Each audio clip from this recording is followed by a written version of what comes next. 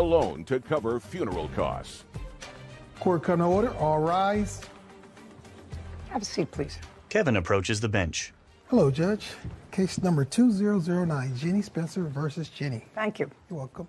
Miss Spencer, are you related to Mr. Jennings? I am. How? He's my cousin. How? On our dad's side. So his father and my father, that's how we're related.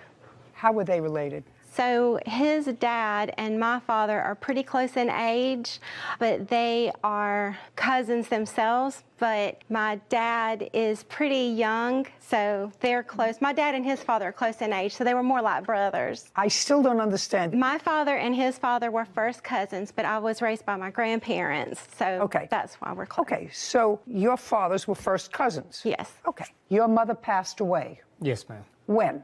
Mother's Day on 2020. Were you close to your mother? I was very close. Did you live together? I was taking care of her for 8 years while she was... So you were living with her? Yes, ma'am. How old was she when she passed away? 58. What did she pass away from? Her arteries had blockage. She had surgery twice, and they couldn't do the third surgery. Plus, she had 3 strokes. When you were taking care of your mother, was that a full-time responsibility? Full-time. She had a colostomy bag, and plus she was in a walker before she had the strokes. Was it just you and your mother living together? Yes, ma'am. Was it in her home? It was in my home. In your home? Yes, ma'am. Was that an apartment? It was a house. That you rented? Yes, ma'am. How did you and your mother support yourself? I'm an RF technician, so I worked when I could be away from home, but when she got real bad sick, where she couldn't even walk, I couldn't even work, so I couldn't even go out of town. So I work on the road a lot. And she gets a disability check, which is about $1,800, which wasn't much at all for us to survive. Are you back at work now? Yes, ma'am. Who are you working for? Myself. I'm a contractor, Extreme Communications. When your mother passed away, Mr. Jennings,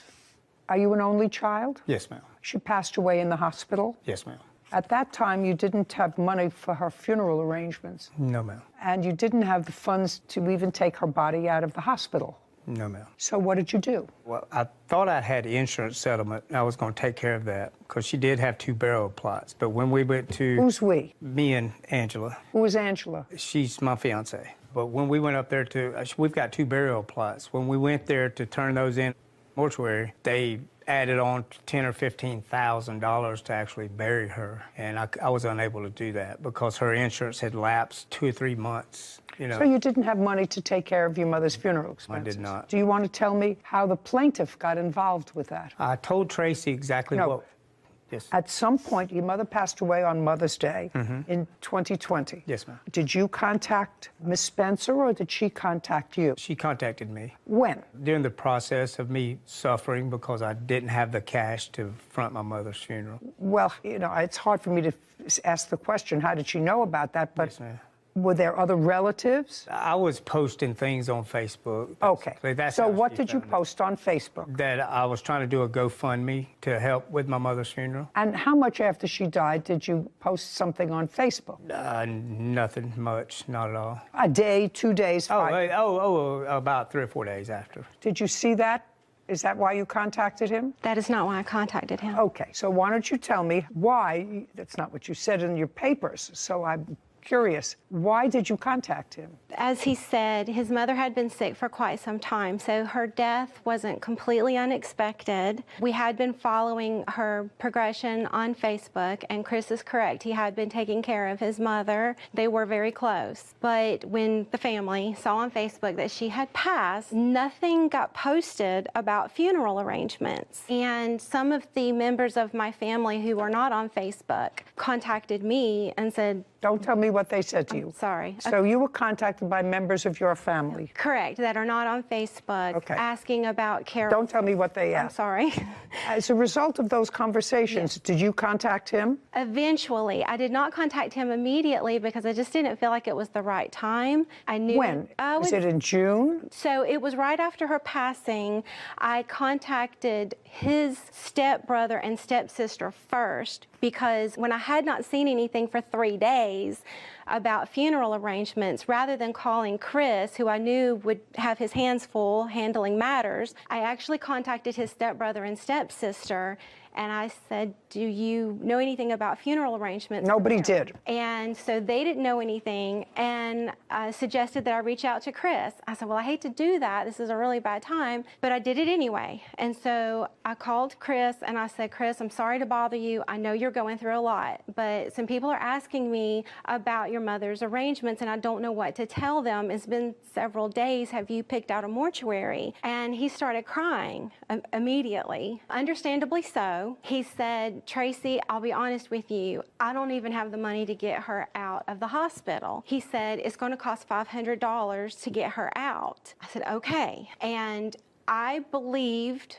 without a shadow of a doubt, that he truly didn't have the money because they had a very tight relationship. So there was no question in my mind if he had the $500 to get her out, he would have. I said, Chris, it's okay. I'll loan you the money. I'll call the hospital. I'll take care of it. Just calm down. And so we hung up. I called the hospital and I told them, I said, I'm not next of kin, but I'm going to take care of this matter on behalf of my cousin. So here's my credit card for $500. And the morgue told me that I couldn't pay $500, that was only their portion of having her body released from the morgue, that they could only send her body to a funeral home.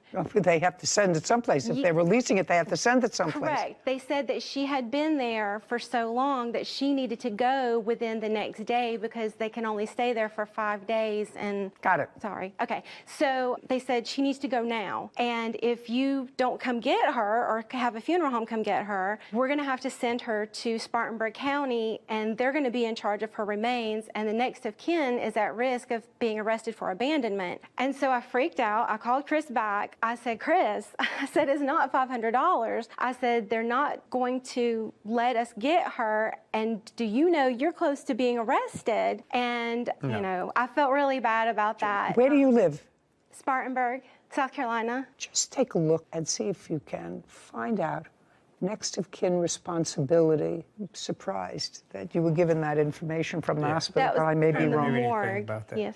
So I called Chris and I said, the morgue is not going to let us get her body without a funeral home. Do you have a funeral home picked out? And I think at that time he said he didn't. And so he made some phone calls, Chris did, and then he called me back and he said, I found a mortuary. And so the mortuary that he selected was the one that ended up taking care of her remains. And so instead of me loaning him $500 to get her released from the hospital, I ended up getting stuck with $1,500 because I had to pay the mortuary. Okay. He found a mortuary. Yes, ma'am. When you called the mortuary, did they tell you what it would cost? I didn't call the mortuary to find out anything about that. She did. She agreed to pay everything. No, just a second. I'm not getting there. Yes, ma'am. I'm not there yet. Yes, ma'am. So the question is, did you call the mortuary? I called them to see if they could take care of my mother. That's what I asked you. I said, did you Yes. call the mortuary? Yes, ma'am.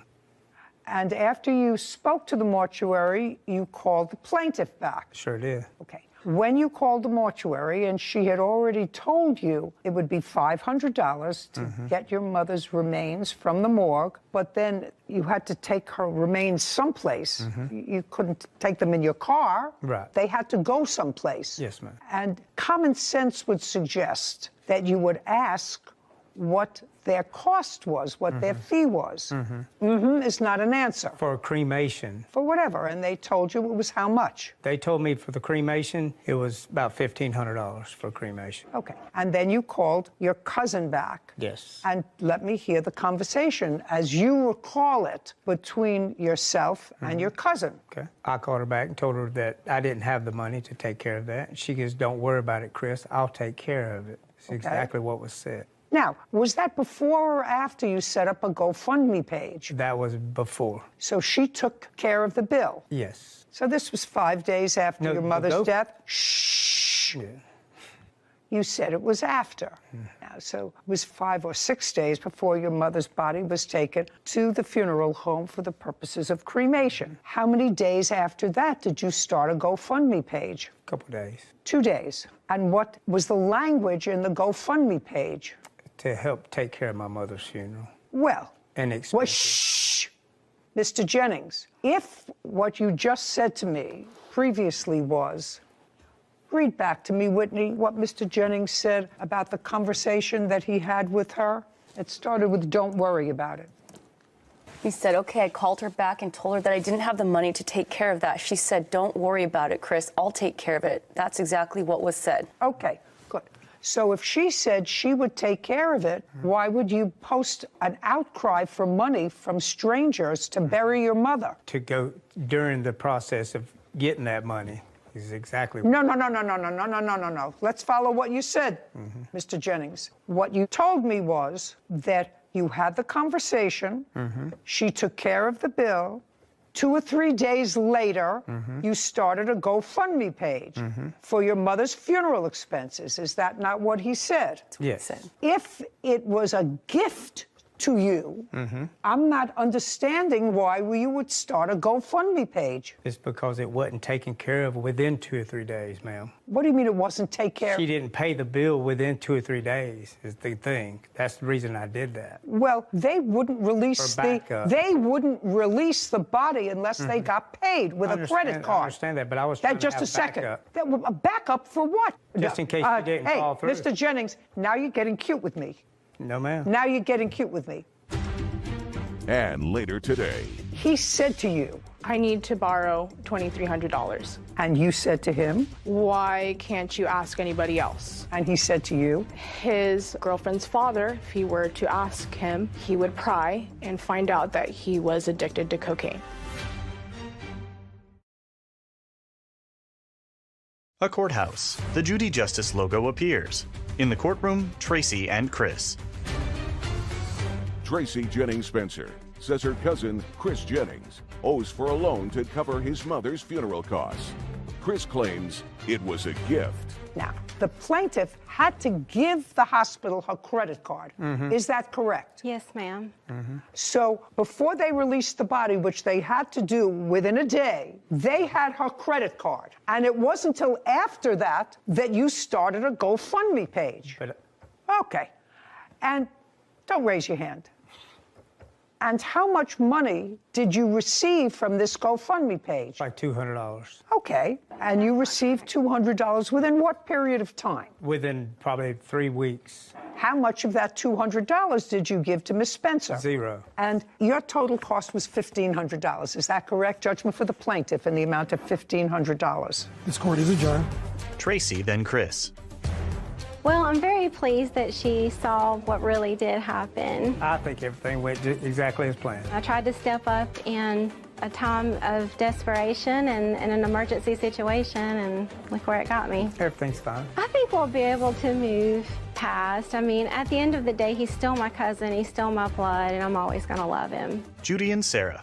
I actually didn't need the answer to that question that I threw out at you with regard to whether a child is responsible for the remains of their parent, because it was just clear, you know, when you get them to do a timeline for you. A lot of stuff unravels. It all unraveled because what was the reason for starting a GoFundMe page if, as he alleged in his answer, she volunteered to pay for the funeral, unless he felt an obligation. Now, the obligation had to be as a result of that conversation that he would start a GoFundMe page. Anyway, unfortunate that she seemed like a very nice lady, very responsible, and she was very caring towards him. Yeah. Shouldn't have ended up here. Case number 2010, Hickman versus Vensloff. All parties, please step forward. Vanessa Hickman is suing her trainer, Dylan Vensloff, for an unpaid loan. Ms. Hickman, your case is relatively simple. You claim that you made a loan to the defendant, who was your personal trainer, when he said he was in a financial bind and he needed rent money, and he made the loan. And he paid some. His wife paid some. Correct. He made a couple of payments, but there is still a substantial balance. Correct. Mr. Vensloff said that this was not a loan, but prepayment for his training services, and that you sort of backed out of the training/nutrition program. So that's your problem. You lose your money. That's your defense, right? Yes. Just curious, before I get started with this case, how much do you get per hour for personal training? No, don't look over there. I want you to know that I know all about this. Everybody that I know except me has a personal trainer. I work out every day. I don't take instruction well, so I don't have a personal trainer. I have a husband who had a personal trainer. All my friends have personal trainers. So now I want you to answer my question, unless there's something extraordinary about you, which there is not. How much do you get per hour for personal training? $75. That's a reasonable figure. Just informational purposes. How much money did you take from Miss Hickman? How much money did I take? Yes, how much money did you take from me? I haven't decided what it's for, but money exchanged between you, she has proof of how much it was, and you. How much money? I believe it was $2,300. Is that right? Correct. And on what date did she give you $2,300? I believe sometime at the end of last year, or it was close to the beginning of this year, somewhere along that time. Date. November 22nd, 2021. And at that time, how long had you been training her? Since when? When did you start with her as a client? I think like the beginning of summer last year, so I'd say... Date. July 2021. Beginning, middle, or end? Beginning. July, August, September, October. So you had been training her for 4 months. Yes, ma'am. Up until November 22nd, how much money had she given you for training? Did she pay you by the week? Did she pay you by the month? How did she pay you? Up front, first, Okay, monthly. in July. Yep. Not yup. That's not yup. Yes, Yup ma'am. you say to your friends or to your wife. So in July, Yes. when you started, Yes. she gave you how much? 500. For the month of July. Yes, ma'am. The month of August, how much did she give you? 500. Is that correct? Correct. September, Same amount, ma'am. 500. October, Same amount. November, Same amount. the beginning of November. Yeah. No, Well, not actually, yeah is not an answer. The beginning Sorry. of November, did she give you $500? No, because that's when we had the agreement. No. Don't give me agreement nonsense. The beginning of July, she gave you $500. Yep. Beginning of August, Yep. she gave you $500. Beginning of September, Yes. she gave you $500. The beginning of October, she gave you $500. How much did she give you in the beginning of November? This $2,300 was not paid until November 22nd. How much did she give you the beginning of November? Then it must have been $500. Is that correct? So now she has given you $2,500 Yes, ma'am. for 5 months. She's given you $2,500. Yes, ma'am. Great. Now I want you to tell me what happened in November after you gave him the $2,500. So we agreed to $100 monthly payments. This is in November? November, after we signed the agreement. What agreement? The agreement was that... No, I want to see the agreement. Don't tell me what it Absolutely. was. I'd like to see it.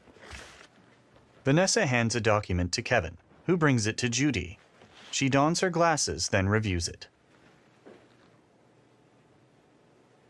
Who wrote this? I did. Well, I don't actually understand it. It says, I, Mr. Venzloff, hereby accept $2,300 from my client, Vanessa Hickman, in trade and paid in advance for training. This will cover meal plans, planned workouts, in-person training, check-ins, and virtual check-ins from November 22nd, 2021 to May 15th, or 1 month of training and payment plans of no less than $100 a month, starting 12/22/21. I agree to pay back the full amount in 12 months. I actually don't understand what that means, because you agreed to pay back the full amount in 12 months by paying her no less than $100 a month, starting December 2021. First part says you're accepting this $2,300 from your client in trade and paid in advance for training, but that you will pay her $100 a month and be finished paying her in 12 months by 11/22/2022.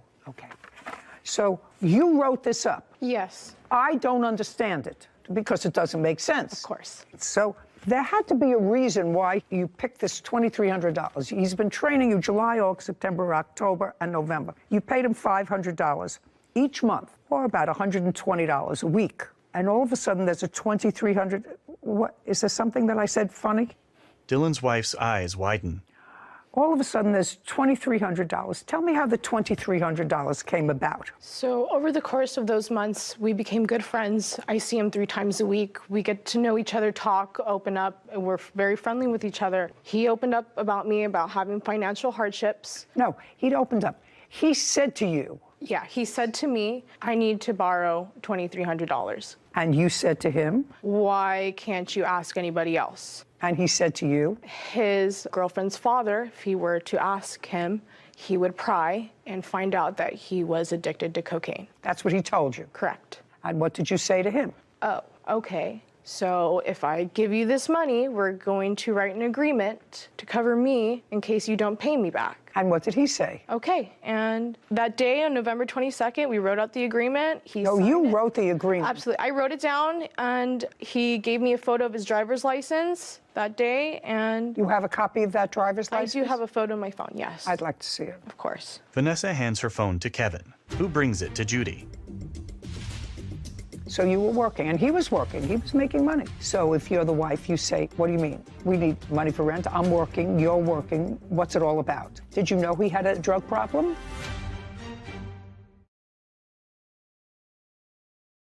A courthouse. The Judy Justice logo appears. In the courtroom, Vanessa and Dylan. Vanessa Hickman claims her trainer, Dylan Venzloff, owes for an unpaid loan. Dylan says it was a trade agreement and not a loan. Okay. Mr. Venzloff, understanding what I said to you before, that everybody that I know has a trainer. Everybody, except me. Nobody that I know has the driver's license of their trainer. Nobody. And I'm very old.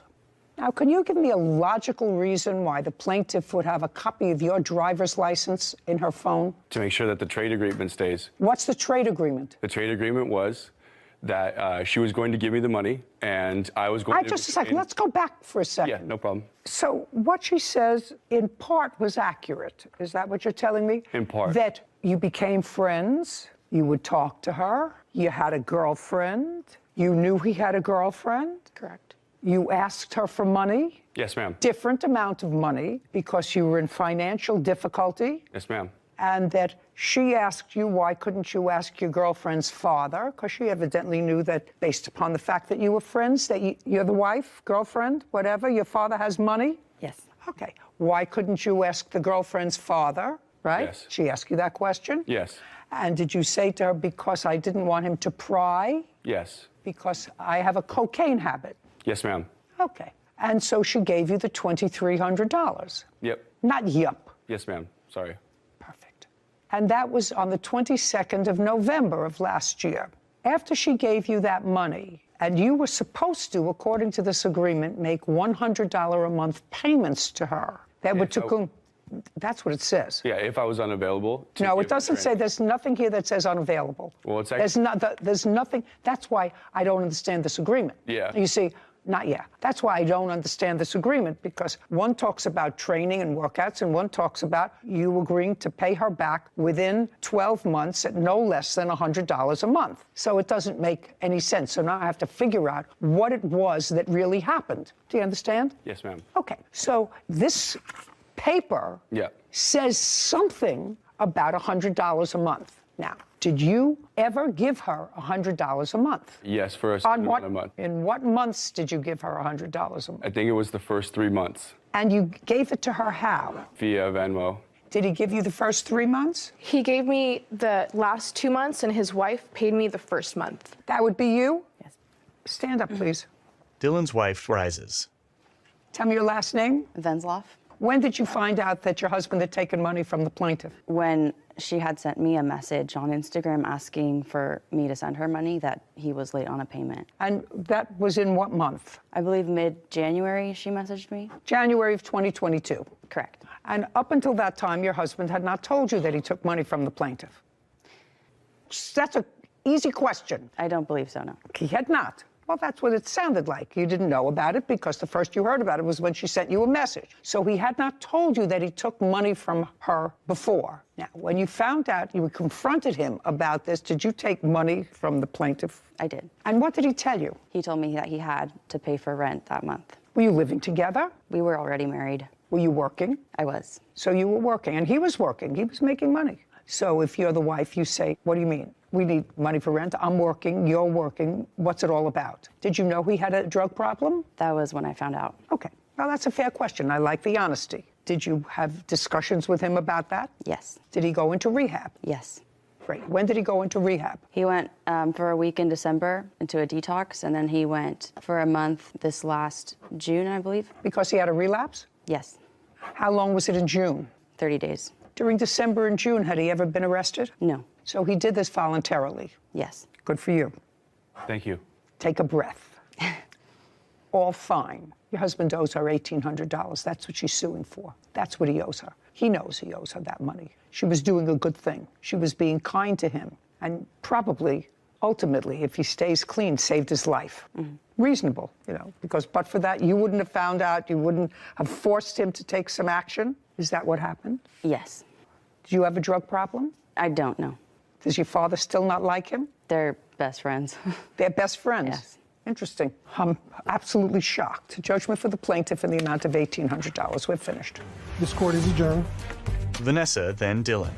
I thought that she handled it very well. I didn't need to go over all the details. She did that all for me. Honestly, you know, it was a trade agreement, which it clearly states in the first part, you know, so I had the entire year. I don't think that he could have sent me the payments. I had to keep To either pay her back or train her, and she served me before the contract was even up. crying and messaging him for it. I think court was where it needed to be settled. All she wanted was the money back, but I told her I was completely available. Then she moved out of the area. He's a great trainer, absolutely amazing trainer, hands down. Borrowing money, not the smartest decision. Well, I think he could have handled the situation differently, but I think he was trying to do his best to get us out of a sticky situation. You know, I think it's about time to find someone else. Judy and Sarah. I remember my law school days, Sarah.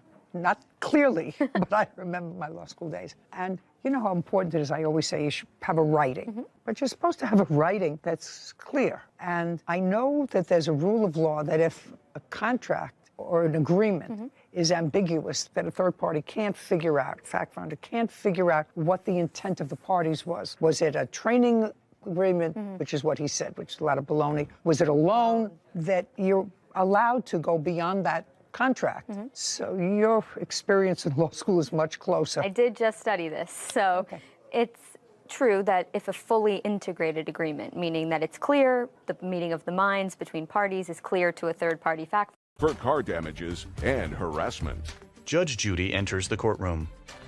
Court come to order. All rise. Have a seat, please. Hello, Judge. Case number 2003, Gaines versus Gaines. Thank you, Kevin. You're welcome. Miss Gaines, you and the defendant are half-sisters. You share the same father. Yes. Have you always had a relationship with your father? Yes. And you, Miss Gaines? Yes. There came a time when you were living with your dad. Yes. From when to when were you living with your dad? From October 2018 to December 2021. And who was living at the same residence? It was me, my dad, and a roommate, my dad's roommate. No children? Yes, my children stayed there as well. I do Okay, well, apologize. that's important. Sorry. How many children? I have 4 daughters. How old are they? 11, 10, 4, and 5. Were you working?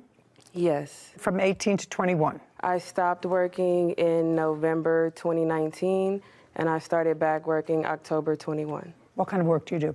I work for United Healthcare. I'm a customer service rep for Optum. Just so that I get a sense, because this is a family issue, you clearly had a life before you moved to your father's house in 2018. Could you tell me why you moved into your father's house in 2018? Because where I was living, the house was smaller, and my dad felt like he wanted me and my children to be in a safer environment. So you had an ongoing, constant relationship with him? Yes. And Miss Gaines, tell me about you. Did you ever live with your father? I lived with my father when I was in the 9th grade. But not since you were a child? No. Did you maintain a relationship with him? I did. Me and my father do mechanic work together most of the time, so I'm at his house a lot. Was that a business that you had together? Just more so for fun, family time. If he needed help, I could go in and assist him. I just use that as extra time. And that was consistent and up through 2021? Yes. So you saw your sister there? Because she was living there with her children? Yes. On occasion, though, her and her kids would be out more often. I would just go and visit my dad when the house was empty and he needed more company and help and assistance because he was there alone. How old was he? He's about 24 years older than me, so I believe he's like 59 now. Did you see your sister at your father's house in the years that you were living there? She came to visit, yes. And they worked together on mechanical stuff? I never saw that. Me and my sister, we had a close relationship, so she would come over and hang out with me all the time. Okay, good. And then, unfortunately, something happened. You want to tell me when that was and what it was? October, I believe it was the 30th, me and my sister, we got into an altercation. Tell me the beginnings of it, because each of you claimed that the other harassed, claim your sister assaulted you, and both of you claimed some damage to automobiles that was caused by the other during the course of these altercations. Okay, so tell me what happened in October. So the Thursday prior to the 30th, which was a Saturday in October, my sister was supposed to come to my house and do my kids' hair. But that was something that I had just asked her to do. Like we said, I stayed with my dad. They were having some issues, so I... Who was having issues? My sister and my dad. Were you having issues with your father around that time? I was told I was having issues with my father at that time by my sister Jessica. Did you discuss it with your father? I did, and I found out that that was a lie that Jessica had told him, was making up lies to make us not like each other. Okay, so there was some bad feeling about that. Right, so I was inviting her over because she was struggling, and I needed my kids' hair done for picture day. So She was what? Struggling. Struggling. Financially. Okay. So I offered to pay her to do my kids' hair. My dad did inform me that she wasn't able to come to the house, that I needed to go to her house. And I don't really know what her situation was like over there, so I let my dad know I was uncomfortable. And I also let her know our dad said it was not okay for you to come over here with us today. And he wanted an apology. He wanted an apology? Yes. From her? Yes. Is your father well? He has diabetes and... Okay, but there's nothing preventing him from coming to court. Okay, well then you can't tell me what he told you because that's hearsay. Did your sister come over to the house on October 30th? Yes. Approximately what time? I believe 11:30 in the morning. Had you had a conversation with her that morning and told her not to come over? Yes. Did you tell her why? Oh, I can't speak on it because he's not here. No. I don't. My question is, did you tell your sister why? Yes. What did you tell your sister? That our dad would not want her there. Is that what she told you? That is what she told me. Did you ask her why? I did. What did she tell you? She told me that my dad was under the impression that I was hanging out with drug dealers and dangerous people, and that he didn't want me around. Did you call your father? I did. And you had a discussion with him? I did. Were you invited over to the house? I called... That's either a yes or a no? No. So now you have information, whether accurate or not, that you weren't welcome in your father's house for whatever reason, or for the reason that was articulated to you. You called your father to confirm that, and your father did, in fact, confirm that. He confirmed that there was a issue between Jessica and I, and that we needed to resolve it. He was not going to get involved with it. But he did not confirm that I was denied access to his house. Well, just from my information, what did you think the issue was between you and your sister? She was lying to my father. Well, no, your father didn't say that your sister's lying to me. Your father had to have indicated to you that these are the things that I'm being told. And you have to resolve that with your sister. Yes. But your father told you not to come to the house. No, he did not tell me not to come to the house. Did he suggest you come to the house? Neither. He neither suggested I come or not to. He just said I should resolve it with her. Yes. Okay. And you went over there that morning? I stated to her that I would come over and resolve it right then and there. You told him? They were both on the phone. Okay. I called his cell phone. Did your sister, then your sister said, I'm going to come over, and you knew she was coming? Yes, she said... Okay, that's a yes. You knew she was coming, so this wasn't a surprise visit. You knew she was coming. Now tell me what happened when she got there. So when she gets there, me and my dad were standing outside already. She gets out of her car. I approach her car. It's a little back and forth, and then... No, tell me the back and forth, and try to keep your voice up. Sorry. So when I approach her car, she jumps out the car. Then she reaches for a taser. So then I close her in the door. And once my dad, we're outside together, he pulls me off the door. She then takes her car, it's a video. She's attempting to run me over with her car. She did manage to run over my foot. I then went in the house. I got a broomstick, like an attachment, like the broom wasn't attached. But I've got the broomstick, and I went outside and I started swinging it at her car. And I damaged the hood of her car and the window. And then she left? No. She stayed at the house. I went back in the house. She called the police, and I'm not sure what happened after she called the police. Well, did the police arrive? My dad informed me that we didn't know what she was telling the police, that when police come, everybody gets arrested. So he said, I had something to do that day, go get a facial at an appointment at 1 o'clock.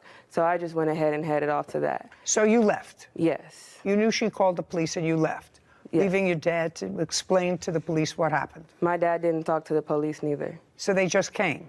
As far as I know, they just came, knocked on the door. When I called to see if there was a report made, the police said no report was made. That was it. Okay, fine. So the damage that was done to your car was done with a broomstick handle? Yes. To her car? Yes. By you? Yes. Now, Miss Gaines, did you have a taser in your car? I don't own a taser. And when you got to the house, your father was standing with her? No. Where was he? He was exiting the house. She was already, when I pulled up, she was exiting the house. But he was outside? She was already at the sidewalk when I pulled up. Okay. So he was at the door. Well, why don't you tell me your version of what happened when you pulled up? I pulled up. I was recording the incident on my phone. I don't have that recording because it was on Instagram. I didn't want the embarrassment to go on any longer. I tried to screen record it, but it didn't save. Okay, so you don't have video? I don't have that full video. I do have a short video of her actually attacking the car with the stick that she came out of the house with, though. So I do have that I'd like portion. to look at it. I have the full video. Okay, I'd like to see hers, and thank you for telling me you have the full video. Okay. I think the full video might be more sufficient because I have bits and pieces of the video. Kevin, I'm going to take both. Would you pull up the video that you have on your phone? We're going to go over to my family member's house right now to find out why we want to fight me. She has literally did everything in her possibility to make my dad my enemy. She has moved into his house, told him I'm on drugs. My family have come up with the excuse that I'm on drugs, and that's why nobody has come to see me. Yeah, do it. I'm on live. Video footage of Jessica hitting Joanne's car with a broom handle. First, Miss Gaines, you do understand that you damaged your sister's car? Yes. Okay, and that you have to pay for that. Your tires had already been flattened how many times? 3. Do you have a bill for those tires? When I went to court, when she was suing me for her car, I just took the receipts as proof, and when the judge took it, I never got it back. No.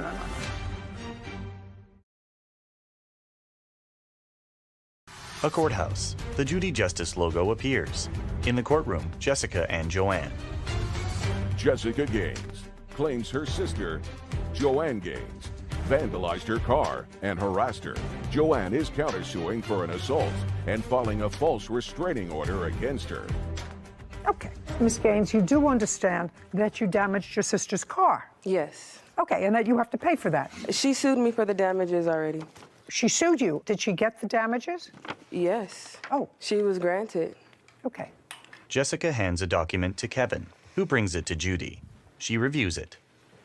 Okay, so you sued her already and you got a judgment. Yes, for that incident. For this damage? But not the damage that would happen on December the 12th. Just a second. Sorry. Okay, so we don't have to deal with this damage. And subsequent to this damage that you caused to your sister's car, you had damage to your car. Yes. And tell me what that was. So on 3 different occasions, she came to my house and popped both of my tires on the driver's side of my car. Okay, and this was after October 30th? Yes. You'd been living at your father's house for 3 years? Yes. With your children. During that 3-year period of time, was your car ever damaged? No. Did you ever have tires popped on the car? No. Did you confront your sister at any time about the damage to your car? No. According to this, you have a video of her near your car. Yes. On one of those occasions. Yes. I'd like to see it. Before I even look at it, Ms. Gaines, you received a judgment and were compensated for the damage to your car caused by your sister. Mm-hmm.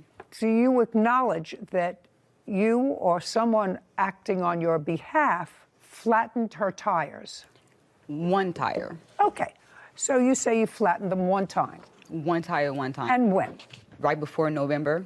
Okay. And what did you flatten the tires with? Knife. So you Just one slashed. tire. She did say tires, didn't Just she? one tire. She said one tire, one time. Okay. And that was in November. Beginning of November. Did you pay for that tire? I did not. And do you have photographs of the flattened tires? Yes. I'd like to take a look at them. How many times were they flattened? My tires were flattened 3 times. Tires. How many tires the first time? 2. How many tires the second time? Sorry, I just want to make sure. 2. How many tires the third time? 2. And you filed a case against your sister for damage to your car on what date? This is the court case I filed for damages for my car. Well, originally I just filed for... When did she file the case, I'm sorry, against you for damages to her car? December 16th. And your tires had already been flattened how many times? 3. Do you have a bill for those tires? Yes. Well, I had took the receipt before, so I don't have the receipt, but I have the police report where the police... No, I want to see the receipt. I'm sorry. I need damages. You want damages, you have to show me that you spent money to replace the tires and how much they cost. Yeah, I'm sorry. When I went to court, when she was suing me for her car, I just took the receipts as proof, and when the judge took it, I never got it back. Did you countersue her for the tires when she sued you? No. Well, why would the judge take your receipts for the tire? Because he took all of our evidence at the end of the case. No.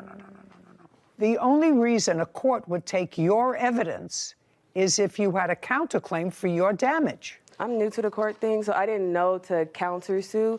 So when I had to file paperwork, so when I went to court on our court date, I was just letting the judge know, like, look, she did these damages to me. I didn't file a countersue claim. I didn't know I had to do that. The judge looked at it and didn't return that to you? He said any evidence that we wanted to be taken into consideration, to leave it with him. And I left it with him. And what kind of tires did you purchase? I believe they say Bridgestone on them. And what's the name, make, and model of your car? It's a 2005 Cadillac Escalade. Can you get me any information about that, Sarah? Cost of cars, 2000 Escalade, what kind of tires it uses? Okay, so the harassment that you're talking about by your sister, because that's the other part of your claim. The vandalism is one, which Sarah is looking up now. The damages for harassment were the tires being slashed, is that right? A part of it, yes. Well, what's the other part? Well, when I filed for the restraining order, the judge said it sounded like a family matter, so it didn't. So the court dismissed it? Yes. So on December 24th, which was Christmas Eve, I woke up and my tires were popped again. So I then asked my dad, is it okay if I record you reaching out to my sister, asking her to leave me alone so that if I do go to court again, I have some evidence? Because again, my dad didn't come to court back then. And he was like, I don't think I can do that because then she'll start messing with me and I can't afford to be down in the morning. Okay. And then I was just like, okay, well, at that point, I didn't feel safe there no more because she had already called Children's Services on me. And then every 2 weeks, my tires were being popped. I really couldn't afford it. I got it. Do you recall how much you spent for each tire? Each tire was $120. So you spent a little over $700? Yes. Okay. That's about right from what I'm seeing. Okay. So, Ms. Gaines, let me tell you how I'm going to rule on her request for damages for her car. But I believe that some things make sense and some things don't. And if somebody has an MO of slashing tires as their reaction to having their car damaged, and if you acknowledge doing it and doing it one time, it is not a giant leap from my imagination that you caused the same damage to all 6 of her tires. I don't find that a giant leap. I think the whole thing is foolish, and I actually don't see the basis for coming out with a broomstick, except that you were angry and lashing out at her car. You could have stayed in your house and called the police. There was no reason for you to come out of the house at all, except to confront your sister. You had an application for a restraining order against your sister? This is correct. And you had a trial on that? This is correct. And you were granted a restraining order? Yes. For how long? 6 months. And that expired? It hasn't expired yet. This was an incident. It was caused by her coming to my house after court. Okay. And causing more damage. Okay. So I think that she had the right to file for a restraining order against you because part of your action is filing false restraining order. Part of your case was for vandalism to your car, but that was already done in another court. That was part of the first case. We've been going since October. Okay. How did she ask you to jump out of the vehicle? She stated, hop out. I said, okay, I guess we're hopping out. Well, that was sort of silly. If somebody said to you, hop out, I would stay in the car. I'm trying to talk to my dad. Well, you talk to your dad later when things have calmed down and you're not high on weed. A courthouse. The Judy Justice logo appears. In the courtroom, Jessica and Joanne. Jessica Gaines accuses her sister, Joanne Gaines, of slashing her tires. Joanne claims she needed to file a restraining order against Jessica. Okay, let's get to the assault part of your claim that I would like to hear. First, I watched the video, and I have to tell you, Miss Gaines, that in my judgment, what you took a big whiff of was a blunt. Is that what they call that? That is. Okay. And that's what was in the video, and that's while you were on your way over there and very, very angry and driving a car and lost in a sea of smoke. You understand? And I think that that's both foolish, bad judgment, dangerous, and dangerous to drive a car that way. I agree, I'm sorry. And shows an absolute lack of judgment. So I would think about that kind of behavior. Again, if I were you, you want to tell me when and under what circumstances your sister assaulted you and where you were hospitalized or treated medically? When I pulled up to the house, she had asked me to jump out of the vehicle. How did she ask you to jump out of the vehicle? She was standing on the sidewalk. I was putting the car in park, and she stated, hop out. And I said, okay, I guess we're hopping out. Well, that was sort of silly. If somebody said to you, hop out, I would stay in the car. I'm trying to talk to my dad. I have a... Okay. Well, you talk to your dad later when things have calmed down and you're not high on weed. I understand that you... You got the damages for your car by way of a judgment. I've awarded you for the tires $726. $726 for the tires. That's the judgment of the court. We're finished. Thank you very much. This court is adjourned.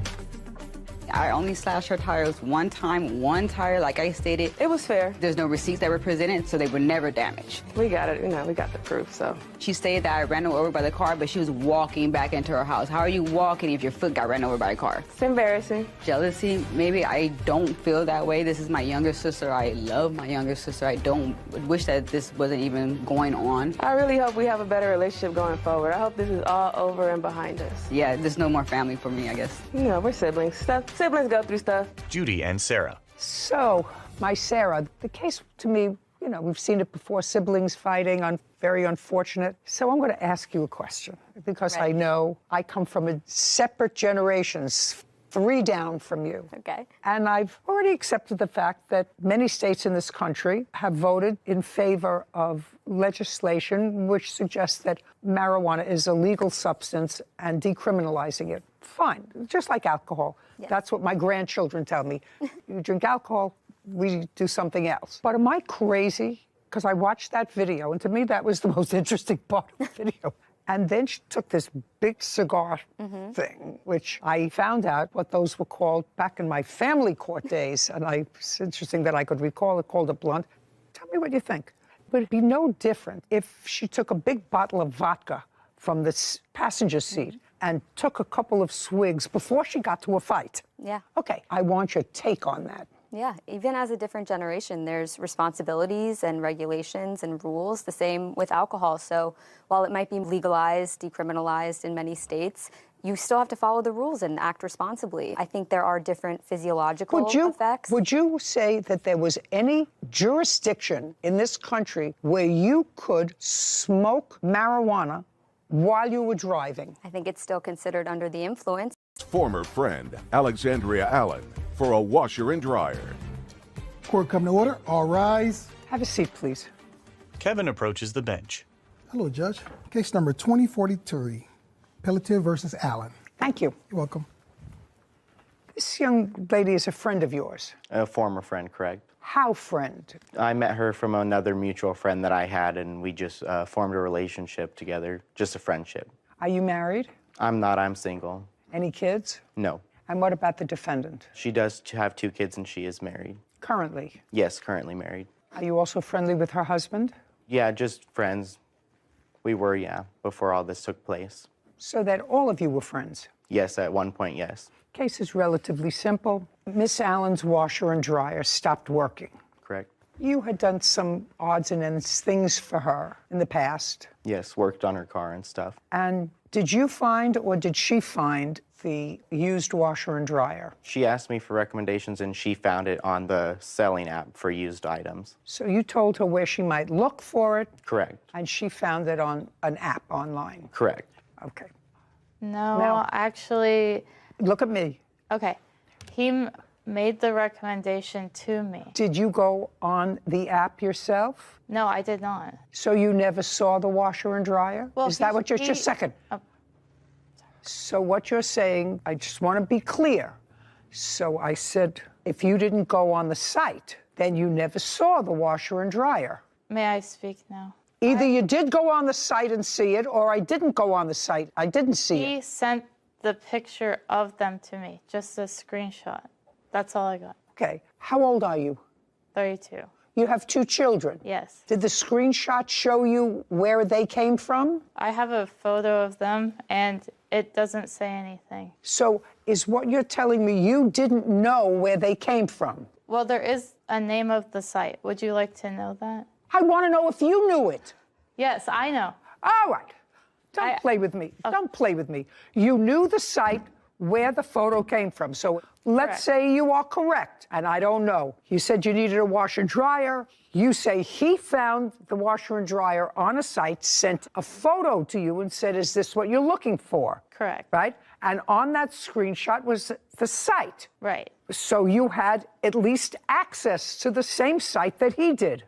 That's correct. And did the site give you the name of the person or persons to contact with regard to the washer dryer? There was no one's name, just a phone number. Did you call a phone number? I didn't call them. Who called them? Mr. Pelletier. Now, Mr. Pelletier didn't call them unless you said they look fine. Well, I did say they looked fine. Well, what else did you say? Based on the picture, they looked... Just a second. Just answer my question. Okay. Because what happened here is really relatively simple. Mm-hmm. And I don't know whether you're a simple person, but it's relatively simple. You had a friend. You told him I needed a washer and dryer. Mine broke down. He said, this is a great site. According to you, I'll look up, and he looked up the washer and dryer, and you did nothing. You, who needed the washer and dryer, you must work very hard. How many jobs do you have? I have a couple of jobs. My children are a big job, for one. And two, I am a full-time university student, so I am busy. So you should be able to get a washer and dryer by yourself. You farmed that job out to him.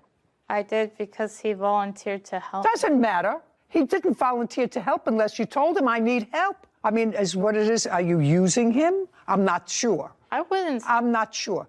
What do you do for him? I watched his cats. When he went out on a vacation with his grandmother, and I took care of his cats free of charge because, well, how long? I didn't expect him to be gone that long either. It was over a week, and I had to buy the cats food. So, just a second. So you watched his cats? Yes. And is what you believed that him taking care of getting this washing machine payment for taking care of the cats? Well, not just that. There's other things that happened while he was installing the washer and dryer. I don't care about things that... What I'm asking you is I'm trying to figure out what kind of person says to a friend, I need a washer and dryer. He says, as a friend, I'll see if I can help you. You have time. You also go on the computer and figure it out. Being a full-time student is nice. That's what you chose. Somehow, you also support yourself and your 2 children. I don't even want to go into how that's done. However, you said, go get the washer and dryer. And he went, how long? It's 50 miles from my house, an hour and 45 minutes. Each way to pick up the washer and dryer that you authorized him to get. You said, go get it. It was $1,800. Correct. And she offered $200 tip for the delivery of that. For you? Mm-hmm, correct. Okay. And I have texts of that. That's reasonable because you spent 3.5 hours in the car. Now, do they live on the 1st floor? The 3rd floor. 3rd floor. Is it a walk up? Yeah, it's stairway up to the 3rd floor. So somebody had to go up and take the old washer dryer out. So, Miss Allen, was that you or your husband? Mr. Pelletier also removed them. No, you can move your mouth. It's okay if you move. No, it's okay if you move your mouth. Alexandria smirks. Caption coming up.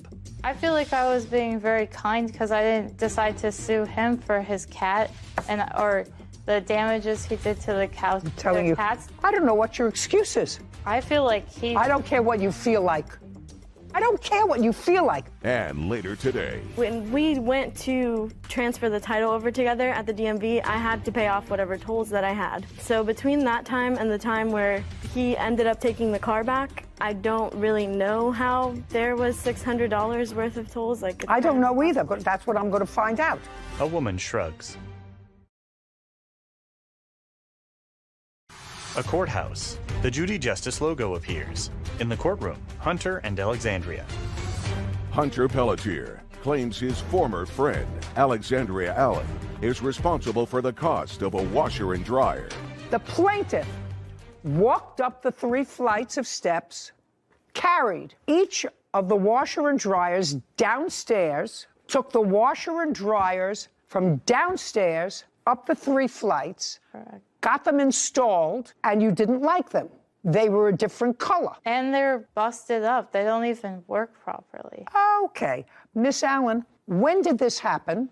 In what month? January 7th of 2022. You have receipts for different washers and dryers that you purchased since January of 2022? I do not have the receipts, no. That means that you didn't purchase them. Well, I never paid him for them. No. That means that you never purchased new ones. That means that you're still using the ones he bought. Correct. But right. They do not work well. Just,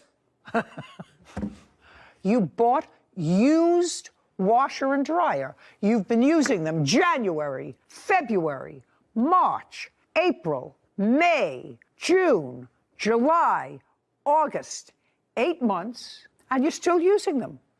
And you neither paid for them, nor did you pay him for delivery. And I don't know what your excuse is. I feel like I don't care what you feel like.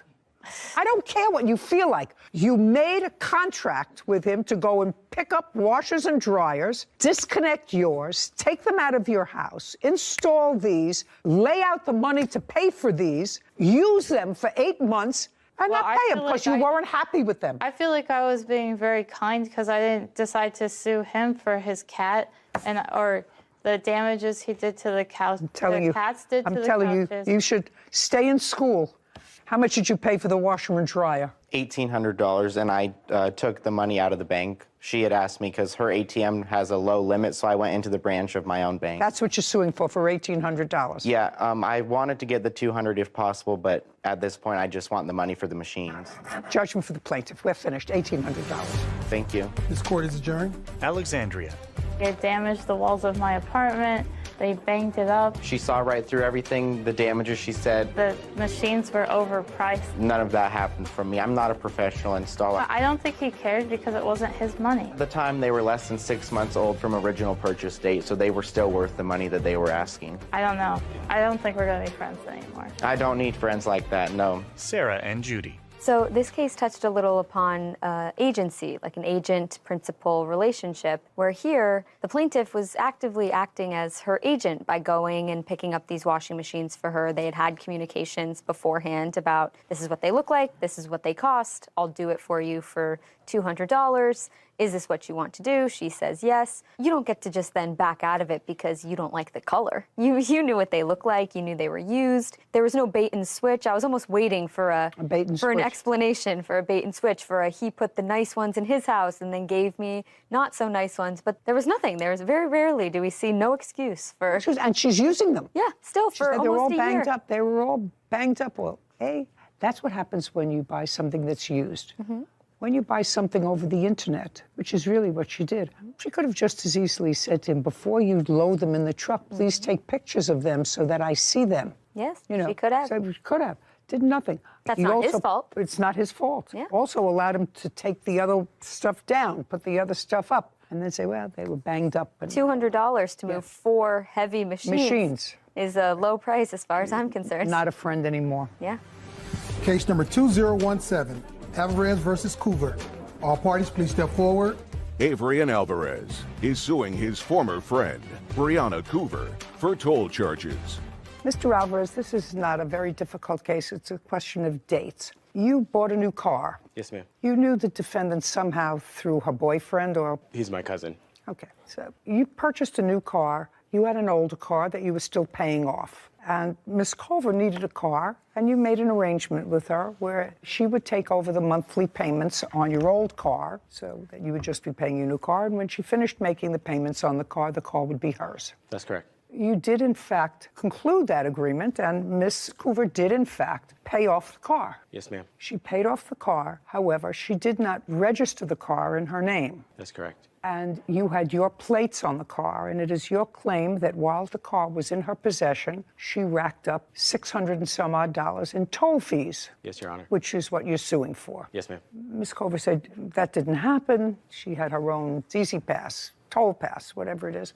And there was no way that those tickets were incurred while she was in possession of the car. And additionally, she's got some very sad story. She paid off the car. She didn't register it for some reason. She didn't register it, which I don't have to get into. You took the car back because you were afraid that your plates were on the car, and you started to get these dunning notices for tickets. Then you had to give the car back because you had given her the title to the car when she finished paying off the car, despite the fact she hadn't registered it. And then you took the license plates back, which is a very smart thing to do, because then she couldn't use them to get through the tolls. And because you took the plates off and she didn't register it and get new plates, it was towed from her parking space at a condo, taken to a lot where she didn't have enough money to get the car out, and the car was auctioned off, and now she has no car. And you have $600 worth of tickets in your name. Yes, ma'am.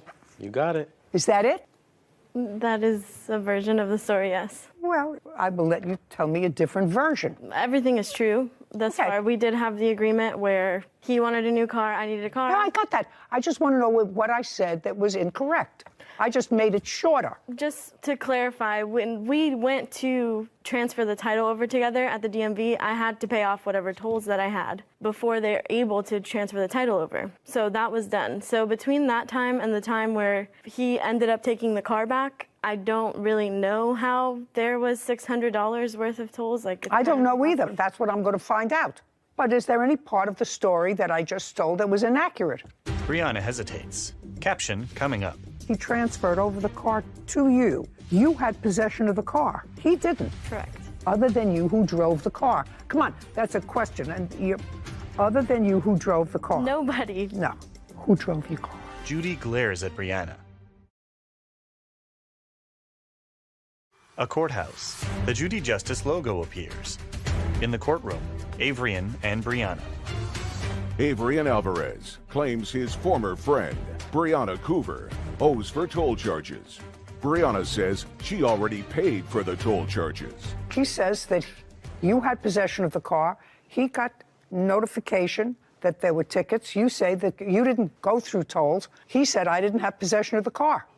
Is there anything that is incorrect about that? So it's just a question of dates. It's not a difficult case. It's a question of dates. Correct. Okay, so give me the date that you made this arrangement to pay off the car. I don't know the exact date. She took over the car payments starting July 2019. And when was it paid off? May 16th, 2021. When it was paid off, did you sign the title over to her and the lien holder did? Going back and forth at that time, I was trying to get her to come over to where I live so we could go to get the car transferred. We ultimately settled on a date, and then the DMV over there said that she had to have a sheriff verify the VIN and the odometer before we could transfer it over. I guess it's a rule in the county. So at that moment, then yes, we signed it over to her so she could do it at her local DMV. And that was on what date? That was July 9th. Now, between July of 2018 and July of 2021, did you ever drive that car? No, ma'am. When did you initially take the car back from her? I took the car back September 11th of 2021. And how long did you have the car when you took it back because of these tickets? I texted her on September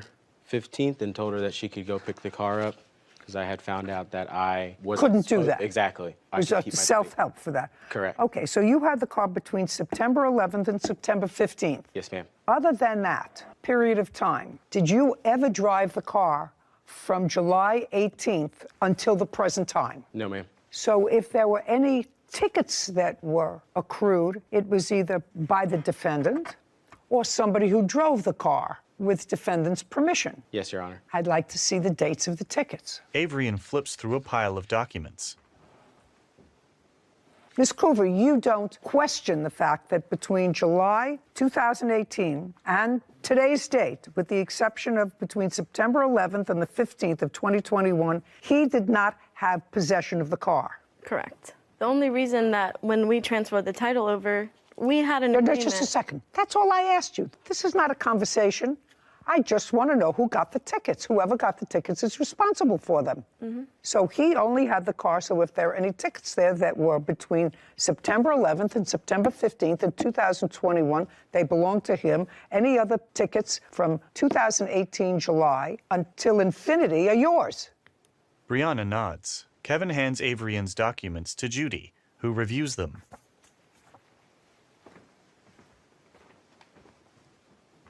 Well, we have invoice date is 7/28/21.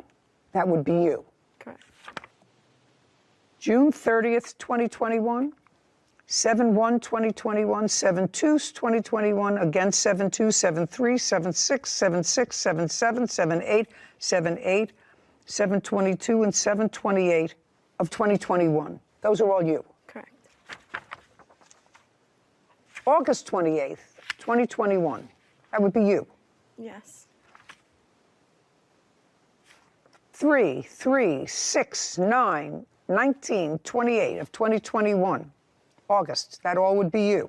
Yes. I never argued that that wasn't me. I'm just, from the moment that we officially transferred the title over, we were not able to transfer the title over until I paid. Oh, just show, you paid these? And we were together. Now, just when a we did second. that. Show me that you paid them. I have this receipt. Just show me that you paid them, that's it. Brianna hands her phone to Kevin, who brings it to Judy. And that would have been what was due at the time when we transferred the title over. I'm just going by the dates of the tickets, madam. I don't care how the government screws up. That's not my problem. Okay, show me your payment. May I see it, please? Judy reviews Brianna's phone. It should say the date there and the cost of those tolls on the day. This is your SunPass. You replenished your SunPass That's a payment to SunPass. for $154. And that's what it was on the day that we transferred the title over. So my thing is, from the day that we transferred the title over to the day that he came to my parents' house and took the car, there was no way that I racked up $600 in tolls. I don't know whether you did or didn't. Then take that up with Department of Motor Vehicles. That's what they say you racked up between that period of time. He didn't have possession of the car. You had possession of the car from the time he transferred over the car to you. You had possession of the car. He didn't. Correct. Well, other than you who drove the car. Come on, that's a question. And other than you who drove the car. Nobody. No. He never drove your car. No. Who drove your car? I did. Who else? Nobody. Yeah, I don't believe that. Judgment for the plaintiff in the amount of $654. We're finished here. Thank you. This court is adjourned. Avrian, then Brianna. Quick and simple case. She did what she needed to do. I can't really say I'm super surprised, I guess. I was just asking for payment on the tolls and I wasn't getting any responses. I don't know how in literally 3 months I didn't rack up $600 in tolls. It is what it is. He was okay with me continuing to use his Take my license plate with me. license plate until one day he wasn't, and then Trevor McCormick for breaking his lease, the cost of a phone, as well as a personal loan. Court come to order. All rise. Have a seat, everyone. Kevin approaches the bench. Case number 2031, Snyder Alice versus McCormick. Thank you. You're welcome. Mr. Snyder, you own a farm, I do, and this is your girlfriend. yes. How long has she been your girlfriend? 5 years tomorrow. You say that as if 5 years tomorrow. And And I'm just saying, it's 5 years. 5 years tomorrow. Yeah. And the rest of our lives. Okay, good. You know that? No, he's learning. He's learning. Terrific. Okay, this is what I'm gathering from the bare bones of the story. Mr. McCormick was dating an employee of yours. Correct. What was that employee's name? Natasha. When were you dating the lovely Natasha? We weren't really dating. We were an acquaintance. Where was Natasha living? She was living, when we first met, she was living at a friend's house, and she was working for Adam as an employee at a restaurant. And when was that? Month and year? I'd say around September of last year. September 2021? Yes. And? And we decided to move out because Adam had. Well, so you were living with Natasha at the friend's house? Yes. Where had you been living before? My mom's. So you went from mom's house to Natasha and a friend's house? Yes. Okay. And then where did you go? Then we moved into the trailer right next to Adam that he owned. Who had a discussion with Mr. Snyder about potentially renting the trailer so you would have a place to live? And what kind of rent were you paying? I believe it was $800. And you moved into the trailer when? Around November. Of 2021? Yes. And you lived in the trailer till when? About March. March of 2022? Yes. In March, what happened? Me and Natasha weren't getting along. I just had enough. There was never a boyfriend-girlfriend relationship. No. She was just a friend. Did you know that? That is not true. So what did you do? I asked Adam if I could move into the ranch house. There was nobody living there at the time. Where were you living? I live at my home with Julie. Okay, and there's a ranch house on the farm. I have a ranch house on a separate piece of property. Close by to the farm? Yes, 3 miles. That was vacant? Correct. Okay, so you asked to rent it? Yes. Who was going to rent it? I was. Just you? Yes, just me. How much was the rent? It was $800. And this was in March? Yes. Prior to March of 2022, what kind of work were you doing? I was working at a factory. How long did you work there? About a month. What month? March. Prior to March, where were you working? On Adam's farm. From when to when? I'd say about December until March. Well, in December to March, you were living in the trailer. Yes. Okay. And you were living with the lovely Natasha. Correct. And Natasha, I assume, was contributing to the rent. Yes. And how much were you contributing to the rent?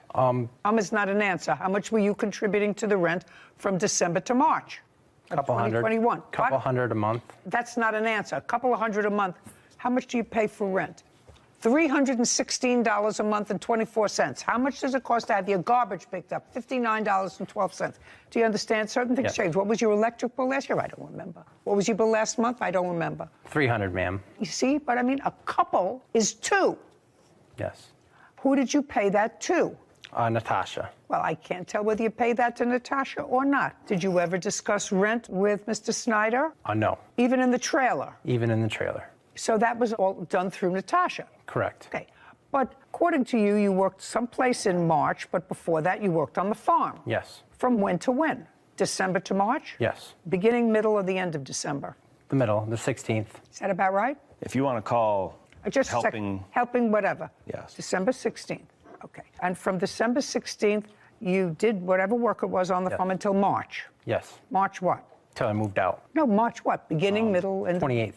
And what was the rent in the ranch house? The ranch house must have been nicer than the trailer you were living in. $800. You moved in April? Yes. How much money did you give him? $900. Some was to go towards security? I was in between jobs, and that's what I had, so we made an agreement that I'd pay $900 the week of, and then so on and so on. I don't have so on and so on? I don't have the copy of the lease. He never gave me it. Did you sign a lease? Yes. I'd like to see it. I have it right here. In the back of the contract, you'll see where we wrote down he would pay $900 Just a second. on the 8th. Judy reviews a document. Okay, so the security deposit was supposed to be $1,200. You paid $8. Paid $9. The security deposit was $12, and you paid $9 of security deposit? I paid $9 total, ma'am. Well, how many months did you live there? Not even one. When did you move out? April 24th, I moved out. Is that correct? That's close, yes. Okay. I don't know exactly when he moved out because he didn't tell me he was moving out. He just locked the door. Okay. And wouldn't but it was in return April. messages. Okay. And you had $900. He paid $900. And the rent on the property was supposed to be? $800 per month. $800 monthly. Yes. So right now, you've been paid for the month that he lived there. Correct. Prior to his moving in there, who was living there? Nobody. So it wasn't rented? Nope. In what year was it last rented? 2021. When? Oh, no, it was in February. We did an eviction on it. So somebody lived there and didn't pay rent? Correct. Is that the first person who came and didn't pay rent? Definitely not. Definitely not. Yeah, it's And lousy Trevor to be was a there, landlord. and he helped us do the Yeah. eviction on that, so he knew how it worked. Hmm? Trevor was there. He helped us do the eviction because we had to have court officers there To get him out because they weren't paying rent. So he knows how it works. Well, he may know how it works, but he did, in fact, give you $900, He did. and he lived there for less than a month. That's right. So that's sort of square. I know you'd like him to be responsible for his lease, but you have your house back. Now, tell me about this phone that you say he owes you for. By the way, where's your phone? I have my phone that I paid for. Their phone that I put a down payment for is at my house. Why? I didn't know I had to bring it. Well, it was just purchased within the last year. Yeah. Why do you have two phones? You have no Because, job. Why do you have two phones? I have a job. Oh, good. I bought this outright because he shut the other phone off. Oh, well, where is the phone? The phone's at my house. What kind of phone is it? It's an iPhone 13. You want it back? I'd like him to just pay for it like the agreement was, but... He gets back his phone. Yes, ma'am. Okay. Even though I paid just it a down. second. Where do you live? Where do you live? I live in Highland. Where is that? It's by Detroit, Michigan. Who else lives at home? My girlfriend, What's her name? Ariel. Where is she? She is currently working right now. Does she know where the phone is? Yes. Okay. They're going to give you an envelope in the clerk's office back here. You're going to tell Ariel to put his phone carefully packed and mail it to him. FedEx, UPS, the fastest way it will get there. Then you get your phone back. Go. What's next? I have text messages here from Trevor. This will show where, when he was dating Natasha, they had agreed that they would pay for their phones up front so that I would put them on my business plan. I told them I would only do that if they paid for the phones up front, because when I took Trevor to Verizon, I said, if they don't pay for their phone bill, as long as they've paid for these phones in full, I can shut them off and it will cost my business no money, correct? And the lady said, that is right. I said, okay, then we can do it. So we added them to the bill, to the business plan. And here, where I text him, I said, you and Natasha told me you were paying for the phone in cash. That's why I allowed you on my business plan. Now I found out that you did not pay for the phones up front, because when we were in there, he and Natasha had the cash. Did you assure Mr. Snyder that you were going to pay for the phone? I had no idea I was even going to get a phone until Natasha said, go with Adam and go pick up our phones. That's all I heard, and that's what I did. Well, I didn't know can't about say the that to cash. me because the lovely Natasha isn't here either. Sir, you're going to get your phone back. Is it one phone or more? We recovered the second one from... Well, you're going to recover this one too. You recovered the second one. Yeah. Second one was Natasha's? Correct. Great, we're going to recover this one too. What's next? Changing lock fees, and you want a personal loan. Okay. So once he moved out, according to you, he moved out totally, and you didn't even know he moved out, so I don't know why the locks were changed. The lock did not need changed. I did tell the court that we were going to have to change the locks because the key was missing. I didn't know that while I was away on storm, Julie had gone in to check, make sure the water wasn't running, and she found the key on the table. And that is Okay, what Trevor great. said. So we're going to eliminate that. And now we're going to go to the small loan that you say that you made to the defendant. So Natasha came over, guys. Like he said, she worked at... Don't tell me what Natasha asked you. That's all hearsay. I need to know what conversations you had with the defendant. Okay, but she came over... But you can't tell me what she said, you see. Okay. So And anyway, if you made a contract, if you made a contract with Natasha for a loan of money, even if it went for his benefit, do you understand? Okay. Even if it went for his benefit, he's not responsible. If Natasha says, I want you to give, what's your first name? Trevor. Trevor, a loan to fix his car, and you say, okay, you need somebody to pay you back. Natasha has to say, I'll pay you back. However, you can't tell me that. Caption coming up. I was not in the house at the time when they were discussing that. Well, you said you went into the house. I came to pick Natasha up. I don't want you to make yourself appear any more stupid. Do you understand? Try not to do that. A courthouse. The Judy Justice logo appears. In the courtroom, Adam, Julie, and Trevor. Adam Snyder and Julie Alice claim their former employee, Trevor McCormick, owes for the cost of a phone and a personal loan. Trevor is countersuing for unpaid wages. Now, did you ever have a conversation with Trevor about money? I do. I have a text message telling him... No, tell me, not a text message. The conversation was not verbal. It was by text message? Correct. Okay, so I'd like to see text message from him. Yep. This has from Trevor. This is his number. Okay. May I see it, please? Julie hands a document to Kevin, who brings it to Judy. She reviews it. He did pay me $100 in cash. Okay, so it's clear from this text exchange, sir, that you borrowed a certain amount of money from the plaintiff. I did not borrow, Natasha. Yes, well, it acknowledges it here because you say, I start that job on the 14th. I will pay you back out of my first check. It was for me, and I will pay it. That's what you wrote. Do you understand? Do you want to look at it? No. You don't want to look at it. You're not questioning me. So it's clear from this that you borrowed money from Miss Ailes. I personally did not. I didn't even know what was going on. Who wrote this? I start that job on the 14th. That was me.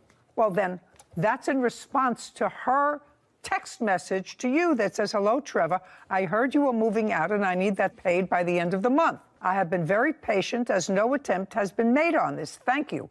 And you immediately wrote back to her and said, I start that job on the 14th and I will pay you out of my first paycheck. That's what you said to her. Yes, ma'am. Yes, ma'am. Now, I'm going to get back and ask you the question I think I asked before. What was the loan for? I broke down in Oklahoma. In what month and year was that? About September of last year. September of 2021 is just about when you started dating Natasha. Correct. Okay, so your car broke down in Oklahoma. And? And it had to get fixed. And? So I rode the Greyhound bus back up to Michigan and waited until my car got fixed, which took months. I'm asking you, what was the loan for? To go back down and get my car. So it was $670 that you borrowed from her, and I want to know how it was that you got the money.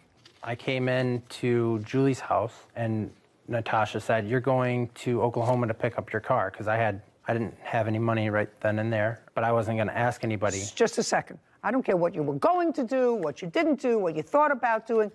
You went into the house that the plaintiffs share. Mm-hmm. Not uh-huh. Uh-huh is not an answer. The answer is yes. The lovely Natasha was there. Yes. With Julie. Yes. What did you say and what did Julie say to you? Just Julie. Julie didn't really say anything. She said, don't tell Adam about the money. Oh, so she said she would give you money. Yes. And she knew exactly how much you needed. Yes. Did you tell her that? No. Okay. When she gave you the money, did she give it to you in check or cash? She didn't give me no money. She gave Natasha the money. Okay. How much was it? $700, around there. And after it was given to you by Natasha, but you were all in the same room together. I was not in the house at the time when they were discussing that. Well, you said you went into the house. I came to pick Natasha up. Yes. I don't want you to make yourself appear any more stupid. Do you understand? Try not to do that. You were in the house with Julie and Natasha at some point, and at some point, money was discussed. No. Was money discussed in front of him? No, it was not. Okay. So your loan was not with him. Do you understand? Yes. Unless he ratifies the loan subsequently. Is that correct? Correct. This is from my person who just studied for the bar, and I have to go back in my mind 50 years. If my memory is correct, if you don't make a loan directly with someone, they cannot be obligated to repay that money. However, if they subsequently get use of that money and subsequently agree to repay you, they have ratified that contract. Correct. You just have to decide if that's a ratification. Yeah. What would be your take on that? Take a look at it very carefully. What would be your take? It was for me, I will pay it. Seems pretty close to textbook ratification. Yeah, I would say so. I start a job on the 14th. I will pay you back out of my first paycheck. I just wanted to keep the peace because she was down my throat. This woman was down your throat? Yes. She may have been annoyed, very annoyed, but she wasn't down your throat. She was the one who volunteered to give you money in your time of need. How could she be down your throat? Okay. So far you paid her back $100. Is that what he paid you back? So he owes you $600. Okay. So far, Mr. Snyder, I'm not with you on it, on the rent. Okay. I'm not with you on the lock change fees. I am with you on the phone, which you're going to get back. He's going to get that back within 5 days. Otherwise, he's going to have difficulty. Here from the day that he did the phone purchases, instead of paying for the phones up front, he also added a bunch of other cordless phone chargers and everything else to the bill. How much were the extras? Totally, there's 2,000. No, I don't want him total. Total, you're going to get the phone back. What were the extras that he charged onto the phone? There is a $41.99. $41.99. There is a $20.99. Okay. You know that I went to 7 years of postgraduate school for this. Keep going. $29.99. 7 years. They were very hard years. I also took the bar exam. Keep going. $29.99. $17.99. Oh, it's getting worse. Not better for you, Mr. Snyder. And $11.99. Worse. A lot worse. $122.95. Okay. You have a counterclaim. Yes, ma'am. For what? Working on the farm. Okay. Tell me about that. From when to when did you work on the farm? November to the end of March. And what were you doing between November and March? I was feeding cattle when Adam was on storm, watering them. To March what? taking The end after of him. March? Yes, right. I thought you worked at a factory. I did both. Well, you can't do both. You work at a factory. I asked you if you had a job. You said, I work at a factory. I did do both. Well, now I need the name of the factory and find out what your shift was. I was, And you worked during the day. yes. From when to when? From Time. 6 to 6. Well, I had. Just a second. Mr. McCormick, if you work from 6 a.m. to 6 p.m., it is not possible to work a full-time job for the plaintiff as well. I had a schedule of three on, 2 off. Okay. We're making it up as we're going along. Trevor smirks. Caption coming up. Did you have a financial arrangement with him for putting out these bales of hay? We never did. Although he did get paid for everything he did until the last day that he worked for me, where we were tearing apart a building. That's Oh, incorrect. just don't speak. Judy raises her eyebrows at Trevor. A courthouse. The Judy Justice logo appears. In the courtroom, Adam, Julie, and Trevor. Adam Snyder and Julie Alice have accused their former employee, Trevor McCormick, of refusing to pay the cost of a phone and the balance of a loan. Trevor claims he was not paid for the work he did on their farm. Now, did he work for you? It would be very minimal. He would put hay bales out, which would take 10 He would minutes. put what? Hay bales out for the cattle. Hay bales. Yes. At approximately what time of day? Because I'm not getting... He could come and do it when he got home from work. Okay. And did you have a financial arrangement with him for putting out these bales of hay? We never did. Okay.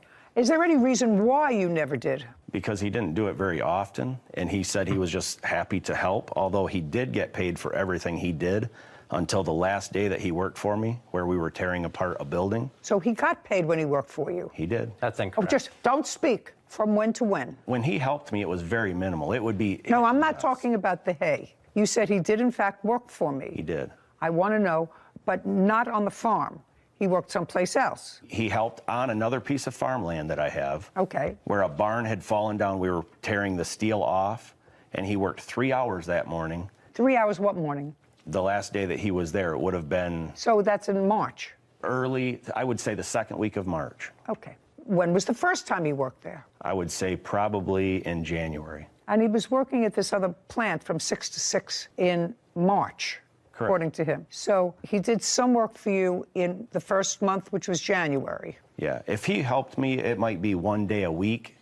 Fine, I just want to know if he got paid for it. That's what he's... Yes, he We did. can't do May something. How much did you pay him? It would depend on how much he worked. One day I gave him $300 for helping me for a day and a half on another demolition job I did. And you paid him in cash? Correct. Okay. That was for the demolition job. That wasn't for the farm. It doesn't make any difference, sir. If you have a full-time job and you're working part-time someplace else and you say he paid you... He did not pay me. Well, you say he didn't pay you for the farm. What he's saying is he had a job with me. He was a demolition job for which he got paid, which you do not deny. Is that right? I'm not. You just said that's not what I asked you. He paid you for the job that you did part-time for him, Yes, he paid me for that demolition. job, yes. So that's a yes. Yes. And what you're suing him for is allegedly money that he owes you for working on the farm during a period that does include March when you were working full-time someplace else. Correct. And working for him. Yes. And doing this work at the site in March, the first 2 weeks in March, because you got some money for that. Correct. So now you have, according to you, 3 jobs. 1, 2, 3. Yes. First of all, you had no fixed financial arrangement with him at the farm. Correct. He said he'd pay me what he can. That is not a contract. Okay, but let's move forward with that. Tell me what your chores were at the farm. I would go feed them hay. Just feed who hay? The cows.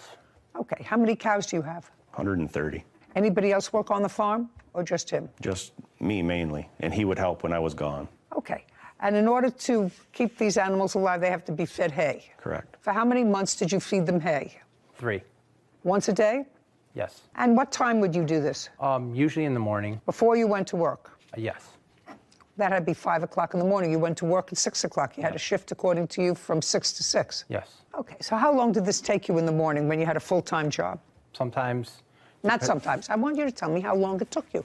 Average about an hour and a half a day. So let's say it took you an hour a day. And how many days did you do it? I was with him every day before I got the job. I would go with him every day. I don't care. Okay. For the 3 months, I'm asking you how many days you did it. 45. That be right? In the 3 months, maybe 45 days? How many days did he put out hay? If Trevor fed the cattle 12 days the whole time by himself, I'd be surprised. And I helped him because I was there. You did not help me when Just he was gone. Yes. You helped him with the bales of hay? Yes, I helped him because we also had another hired hand that would help me too, so I was rotating between both of them.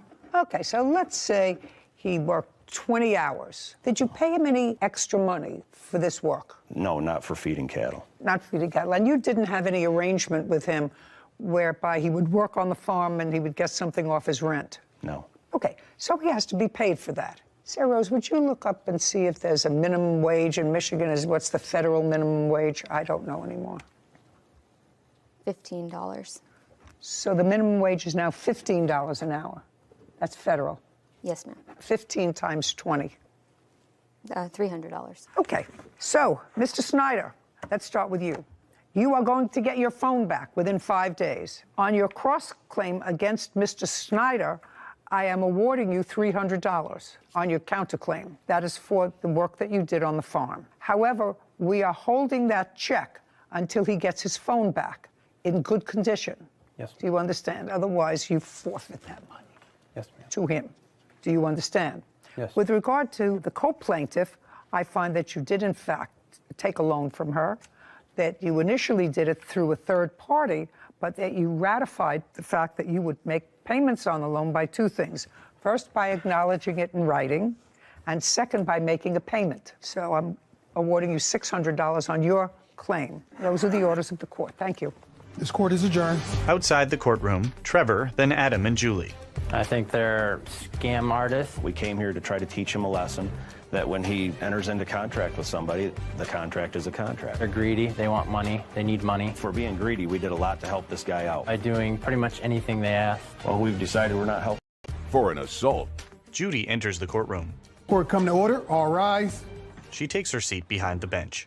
Have a seat, everyone. Kevin approaches. Hello, Judge.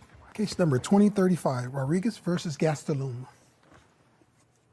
Thank you. Mr. Rodriguez. Yes. What kind of a premises do you live in, sir? It's a 4-bedroom house. And I see here that you rent out some of the rooms in order to assist with your mortgage. That's correct. How many rooms do you rent out? 3. And who lives in the other? Right now it's Kathleen Meister, and then I have 2 other roommates. And you use 1 room? Correct. When did you rent a room to the defendant? It was January 22. And what was the rent that you were charging him? $750 a month. When he came to you, did he have a dog? No. When did you move in? About late January. Give me a day. 22nd. And you moved in alone? Yes, ma'am. Paid your rent on time? Yes, ma'am. February, paid your rent on time? Yes, ma'am. Lived there alone? Yes, ma'am. What about March?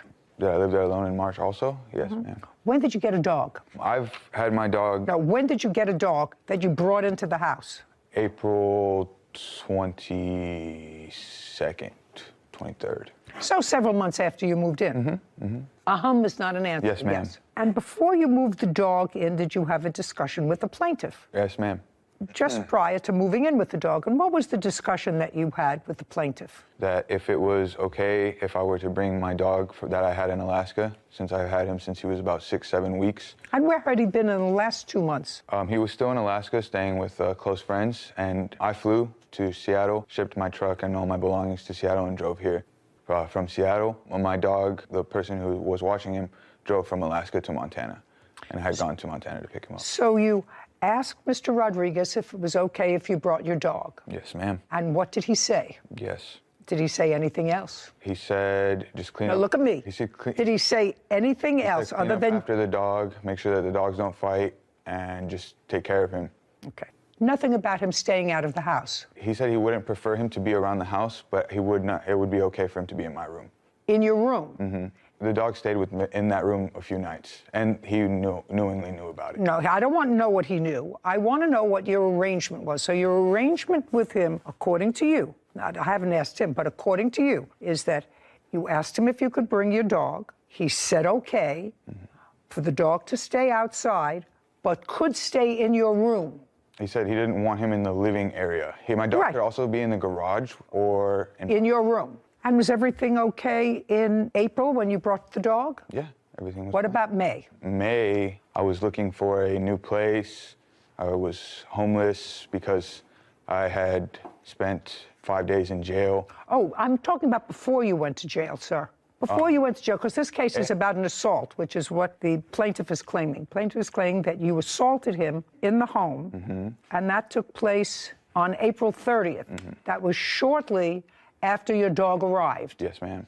Okay. And the dog was the reason for the altercation. A part of because the reason, but that's in not how it started. February, March, and up until April, the end of April, when the dog was there, I see no evidence here that there was any difficulty. You're right.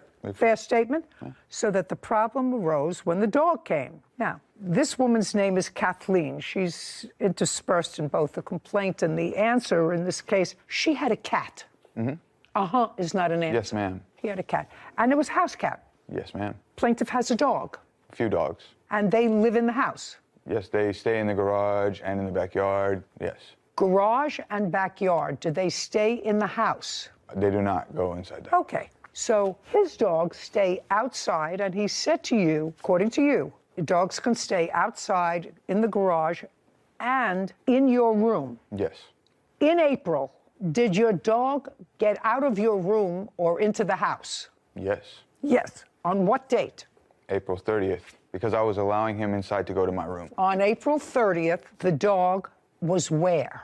In the backyard, but I was bringing him inside to come to my room. You were bringing him from outside to come into your room. I haven't asked him. He says in his papers that the dog was supposed to remain outside. You were bringing him inside to your room. Yes, ma'am.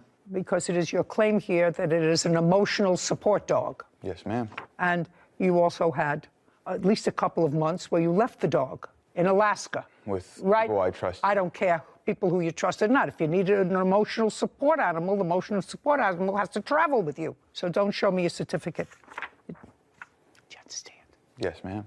By the way, did that certificate that you have come from a psychiatrist? No. No. Did it come from a psychologist? No. Did it come from any doctor who was treating you? There was a doctor's note, yes. Was a doctor who was treating you? Yes. Yes. Not a psychiatrist? Not a psychiatrist, no. Not a psychologist? Not a psychologist. And you took this note and you had to send it to somebody over the internet? Yes. And then they sent you a certificate? Yes, and with an ID. That's what I got. Okay, so now you're bringing the dog on April 30th from the backyard into the house, and? He attempts to grab the dog. No. Is the dog on a leash? No, he's very well. Just a sec. Is the dog on a leash? No. Were you holding the dog by the collar? Yes. And now you're taking the dog from outside to inside. What did he say to you? No dogs in the house. Because that's what he had said to you before.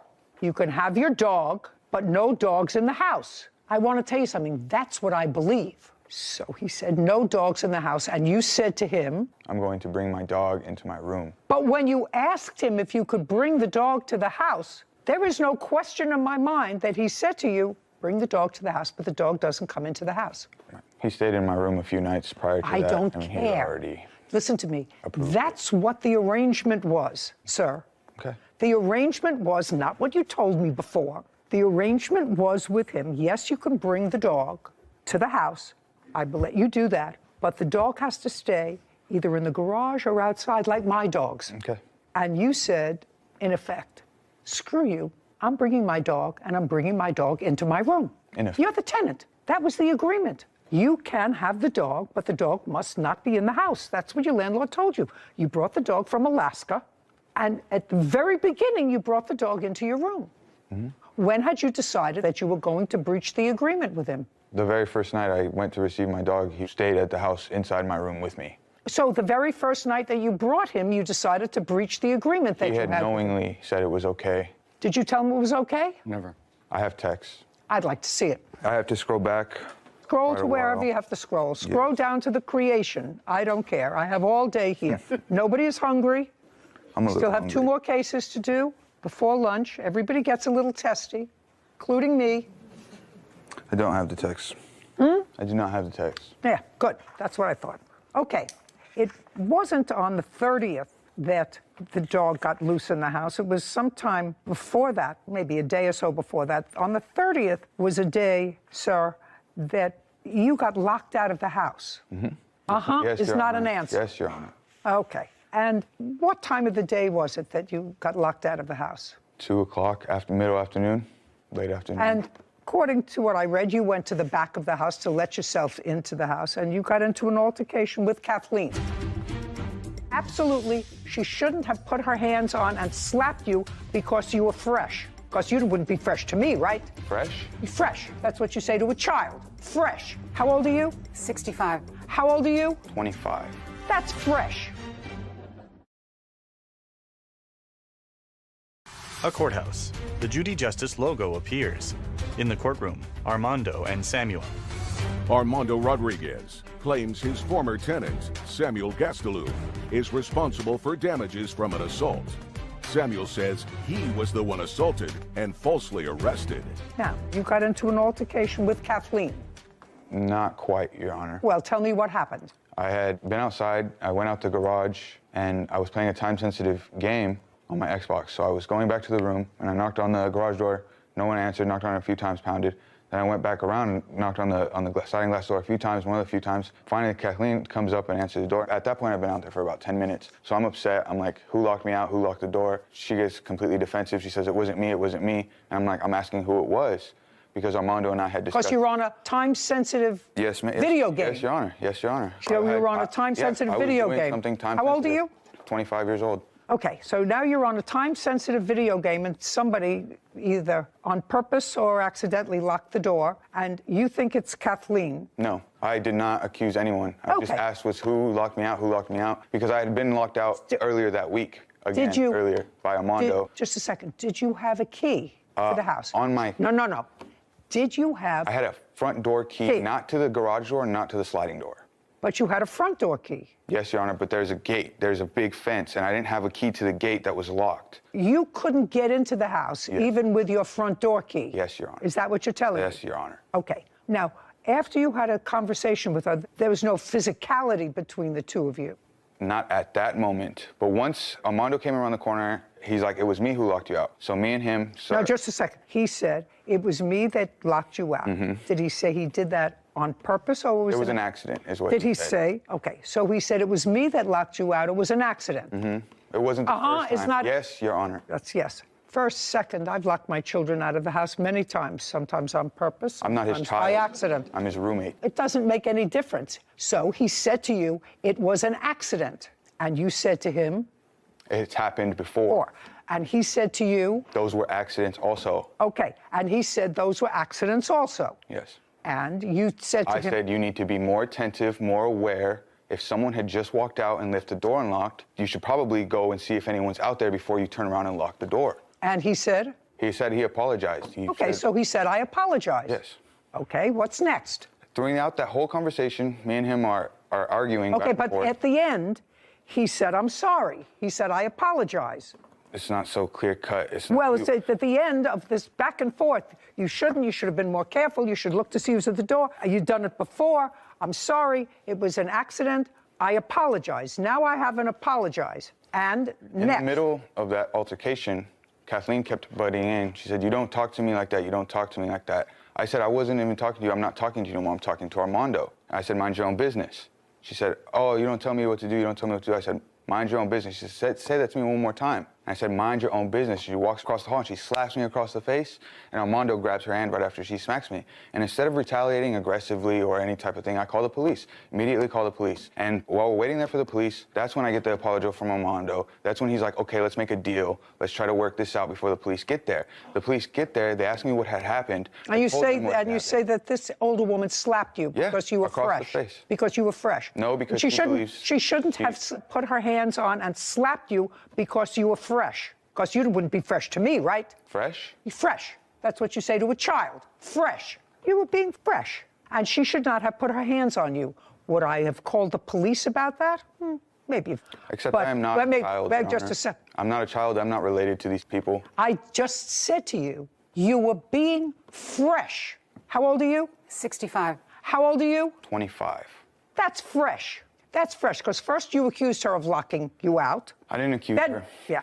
Okay. So after she slapped you, the police arrived. They left. She said, she slapped you. Yes. You have marks. You have cuts. You have bruises. You have abrasions. No. They left. Mm-hmm. Well, what did you expect when you called the police for them to arrest her? What did you want them to do, sir? Was I supposed to retaliate? How was I supposed to retaliate? Was I supposed to hit her back? Just a second. No. Okay, then what was I supposed to do? I'm not telling you what to do. Okay. I'm just asking you, sir, did you expect them, when you called the police, to arrest Kathleen because she slapped you? No, I expected there to be consequences for her assaulting me. What? So I don't what know what did the you think? consequences So were. what did you think that they should do? Whatever they feel was right. Whatever is justice. Okay. Now let's move on. Mm-hmm. So now the police are gone, and I go speak to Armando. I asked why he sacrificed his integrity for lying for Kathleen, for saying that she didn't slap him, because he told the police he witnessed no such event. He didn't see nothing. You know, he was standing right there, grabbed her hand. Kathleen says she didn't do it. And the police came up to me before they left. They said, they're telling me something else. I just straight up, I just don't believe you. I just like, okay, well, what else can I do?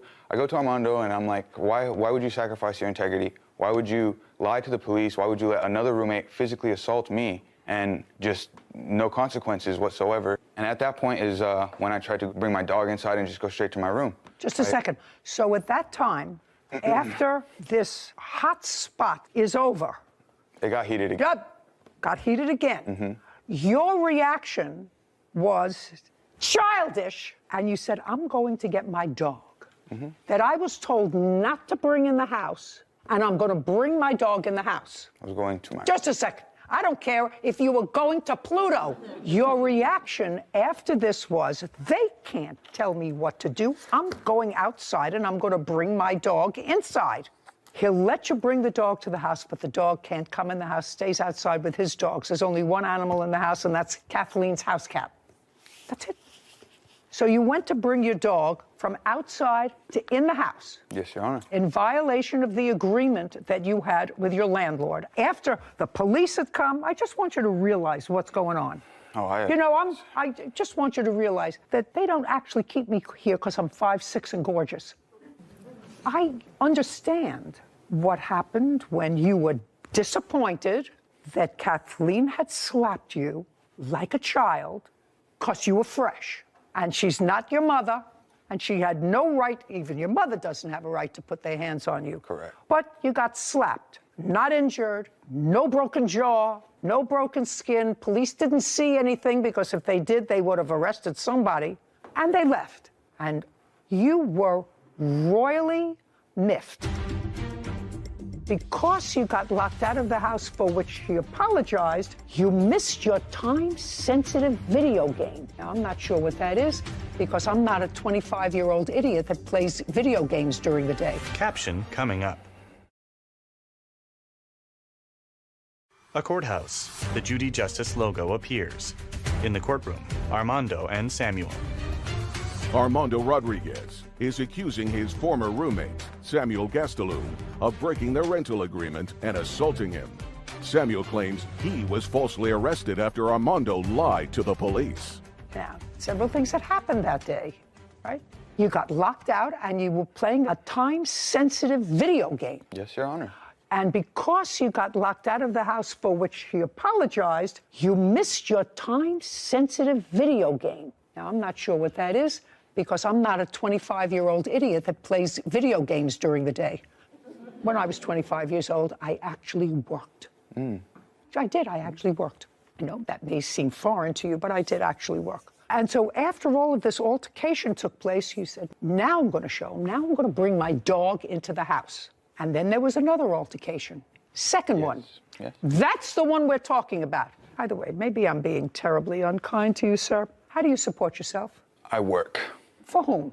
Pretty foreign, I know. For whom? I'm a cultivator. You work 5 days a week? Yes, Your Honor. And in my free time, What do you I like to cultivate? play video What do you games. what do you cultivate? Marijuana, cannabis. How long have you worked for them? Since March, so about 5 months. Prior to that, you were in Alaska. Prior to January, I was in Alaska. Before March, before getting the job at the cultivation facility for cannabis, I was helping my uncles do concrete. So working isn't very foreign to me, as you might see. Prior to March, you were working with your uncles in concrete. Yes, Where? Your Honor. In Victorville, in California. You were working. You were working for your uncle prior to March, getting a job as a cultivator. And what I want to know is, how long had you been separated from your emotional support dog? I spent 4 months away from him, and those 4 months were from January to April. For finding a January, job. February, March, April. And what were you doing in Alaska? I was born and raised in Alaska. Alaska is not a born. That's not a job, sir. What were you doing in Alaska?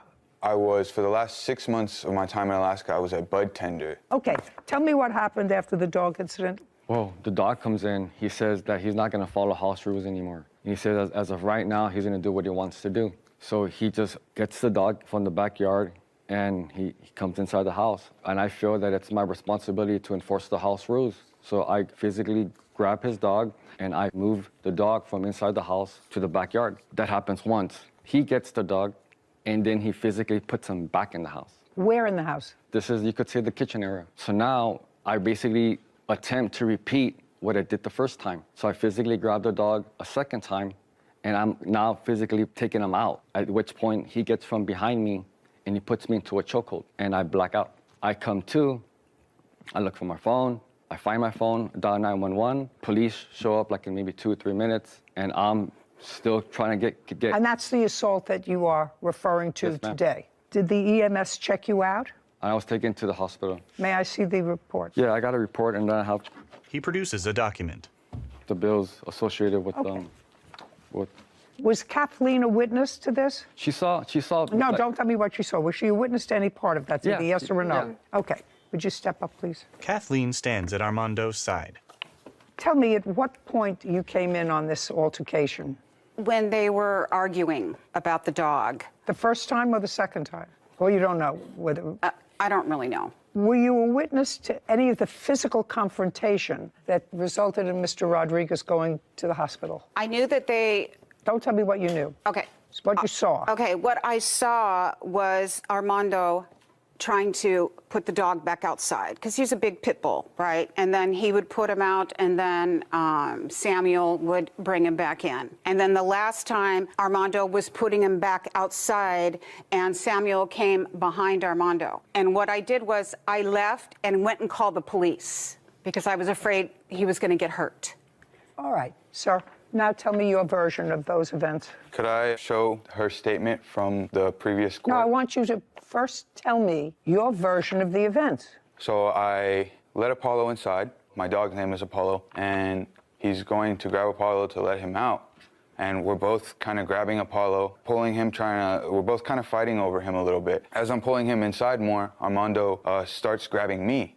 And so we get into this altercation and we're like wrestling back and forth. Just a second. He's trying to get your pit bull outside and at the same time he's grabbing you? Is that the... No, it was, we were both grabbing the dog. So you were trying to keep the dog inside and he was trying to put the dog outside? I was trying to take him to my room, yes. Take him. You were trying to take him to your room, he was trying to put him outside. Yes. And? As we're both kind of fighting for the dog, he grabs me. He lets go of the dog and then grabs me. How did he grab you? He grabs me by the arm and then he like starts tugging a little bit. And so we're wrestling. We just start wrestling and it gets a little bit more violent and I go to restrain him and he's hitting me. He's hitting me from with his arms. He's trying to scratch me. And I just restrained him until I felt not threatened no more.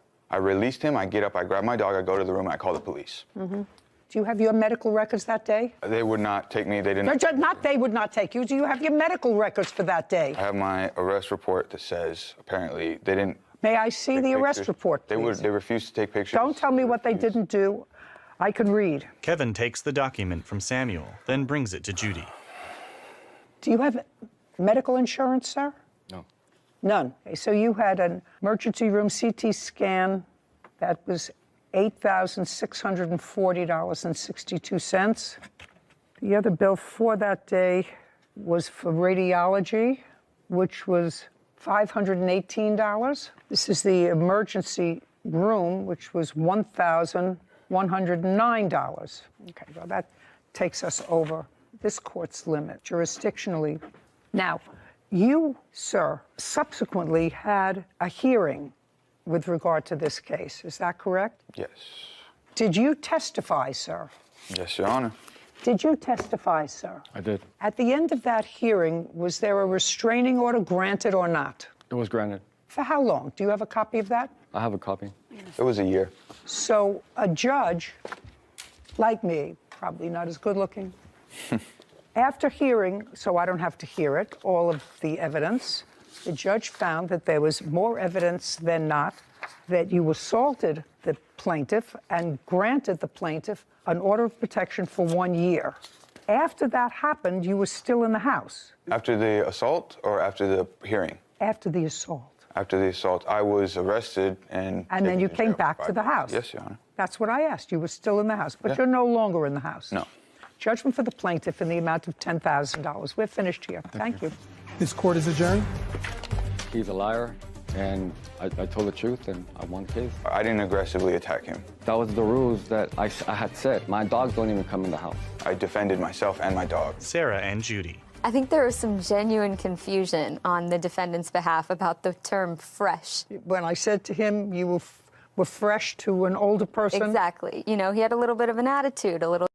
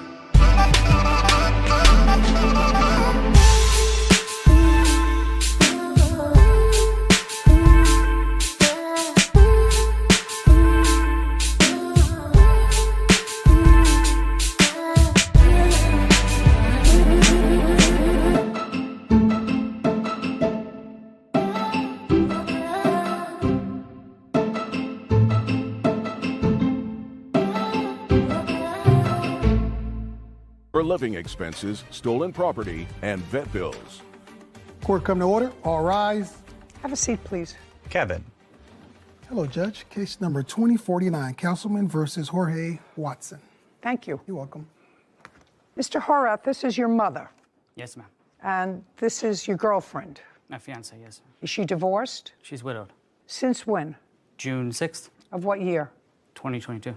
Well, let me understand this. Prior to you being a widow, you were involved with Mr. Horath. Were you divorced? I was going through a divorce. Okay. And then he passed away. Yes. Mr. Horath, in 2013, you were incarcerated. How long?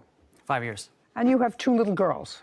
Yes, ma'am. When you were incarcerated, were the children living with you prior to being incarcerated? Yes. They were living with you? Yes. When you went to prison, was there any reason the children didn't go with their mother? She left him with my mother. So your mother obtained custody of your children 9 years ago Yes. and raised them. Yes. You got out of prison when?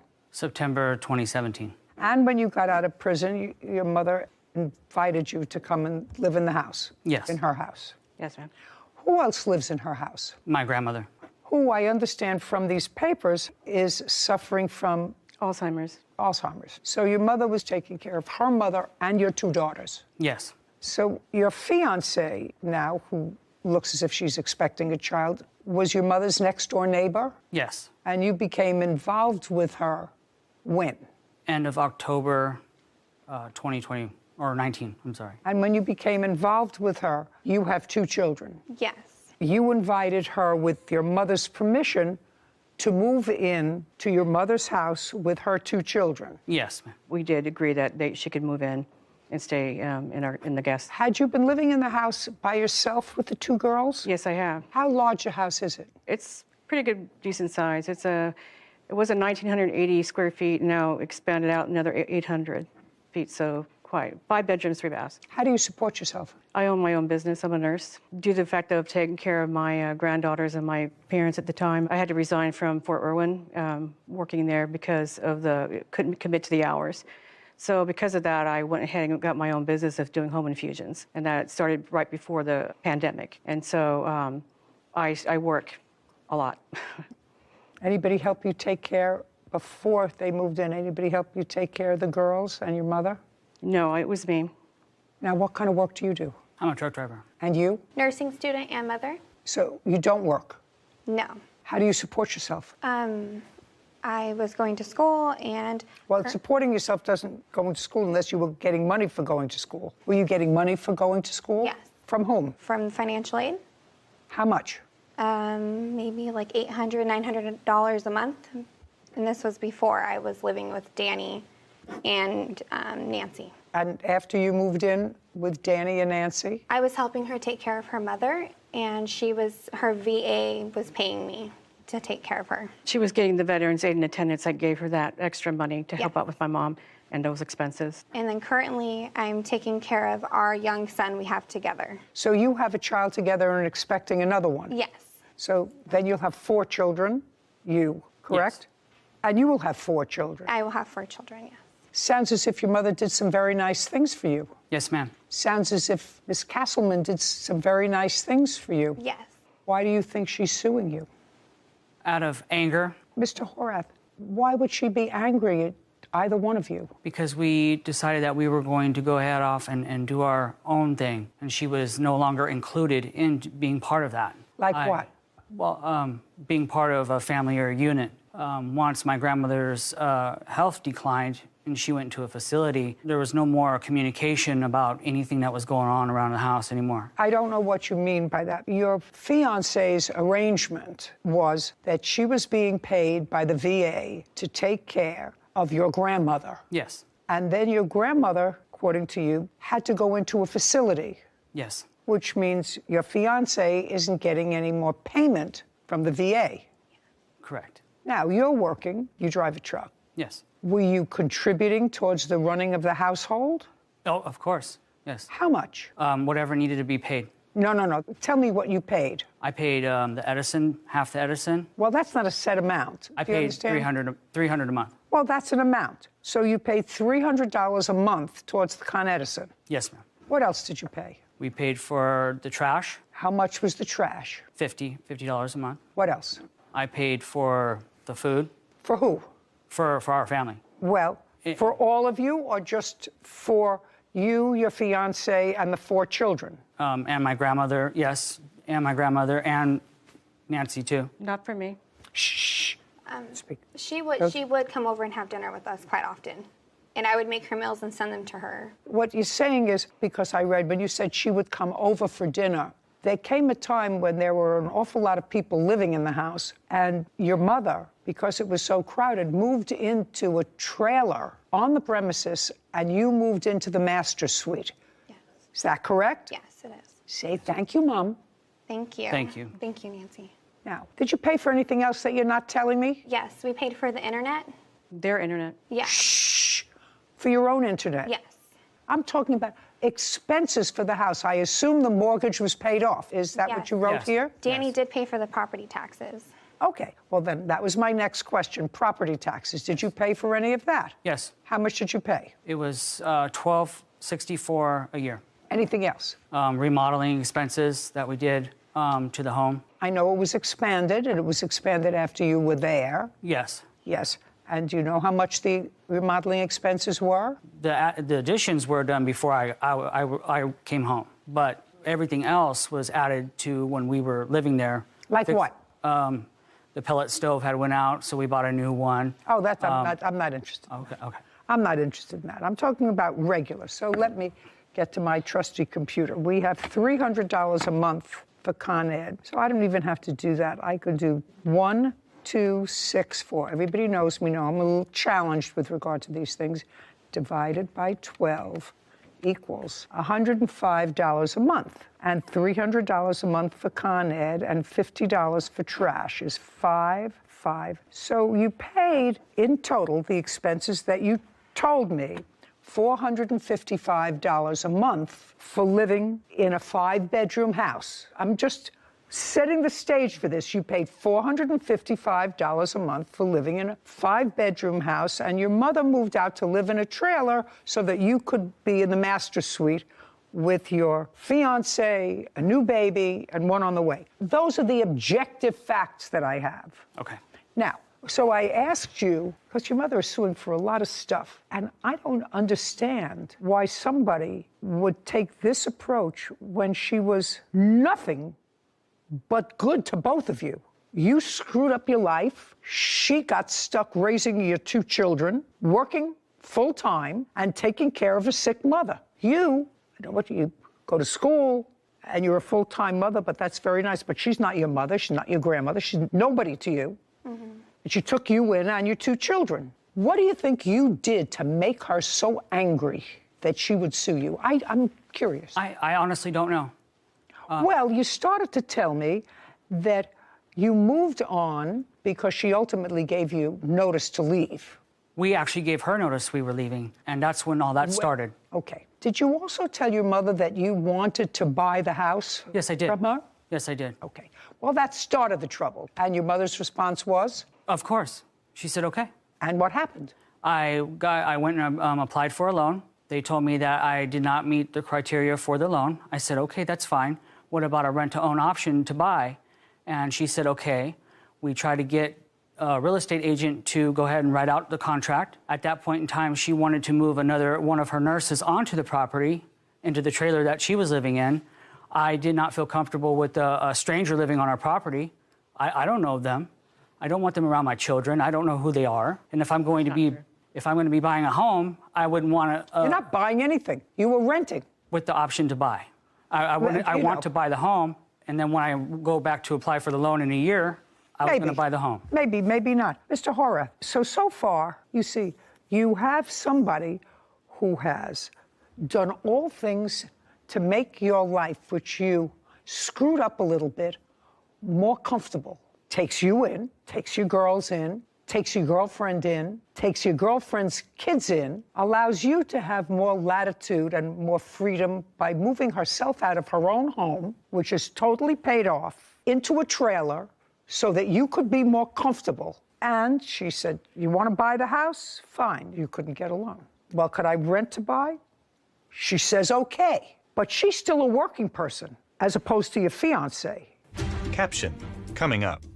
You ratified the gift by buying her something that could only be utilized with that machine. So I'm not interested in the machine. Could we move forward, please? I have 7 years of postgraduate education. I'm getting very tired of this case.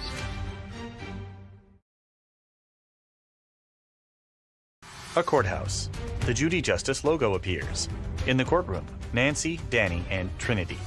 Nancy Castleman claims her son, Danny Horath, and his fiancée, Trinity Watson, owe for living expenses and stolen property. Danny and Trinity say they always paid their share of the bills. Okay. Now, she's still a working person, and she said, I would like to move one of my nurses. She's not talking about moving in some sex offender into a trailer next to her grandchildren, who she's raised. So I wouldn't see what your problem is with that, but that's neither here nor there. So that started an acrimonious separation. I'm not going to rent the house because I'm not going to allow you to move somebody that I don't know. I'm not even going to meet them. Somebody that I don't know into the trailer. Where are you living now? We have our own home now. Where? Because we didn't agree with, we didn't want to live with her nurse, so we went Just a second. I said the question is, where is your own home? in Hellendale, Is that where she lives? near How near? 10 miles up the road. And when did you move there? July 14th. How big a house? It's a 3-bedroom, 3-bath. Who owns the house? We're renting And how much are you paying in rent? $2,500. So you got a smaller house at 5 times what you were paying her. Is that what I'm hearing? You paid $455 monthly to your mother. We also paid her van payment, but we What? also used the van. Her van payment, it was $900 a month. Did you use the van? Yes. Good. Then you, Well, good. we used it to also take her mother to, Did you use the van yes, for you and your children and his children? yes. Yes. Okay, good. So I want to know if she's right down the road and she was good to you for a decade, why is she not included with your family anymore? She chose not to be. Really? Yeah, she wants to work all the time.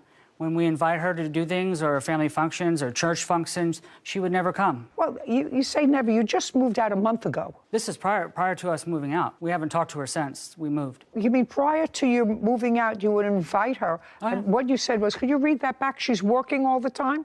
Is that, I just want to know if that's what he said. He said, yeah, she wants to work all the time. When we invite her to do things or church functions, she would never come. Okay. Unpaid living expenses, electric bill. All right, let's get to the electric bill. He said he paid $300 a month. What does he owe for the electric bill and for what months? I was on a level pay plan for every month, and it went up higher. The rates have increased for in the past year. So that was $900. It was $1,800, the bill that came out. So it actually increased over the last year, and I have copies of that. So I asked for them to pay half. Did they ever pay the extra money? No. Okay. And they continue to live there? That just came up in May, yes. Okay, well, then I'm not interested in that. Go ahead. And what else? What other living expenses? Well, the other electric bill, they were still there. They didn't pay for that one. Which was one? The one from June to July. Were you there in June, July? Yes, ma'am. And I have evidence that I did pay. Okay, I'd like to see it. You paid $3, not the whole amount. No, I did pay. Just let me see that you paid it. Danny produces a document, then hands it to Kevin. He brings it to Judy, who reviews it. June 19th, $600. That was not for this electric bill. It was for... No, that was for Edison. It says Con Edison. Yes. There was another bill that still needed, it was like $723. I don't care. That he owed me for I it. don't care. He paid $600 in June of 2022. You have vet bills here and personal items taken without permission. And the personal items taken without permission, you took some of her things. What did you take that didn't belong to you? Nothing. Well, you acknowledged that you did. You acknowledged that either you or your fiance took things that didn't belong to you. You said you returned them, but you took them. They were packed by other family members that were helping us pack. And? So they were taken without her permission? Yes. By your agents, by people who were helping you, so they were your agents. What was taken?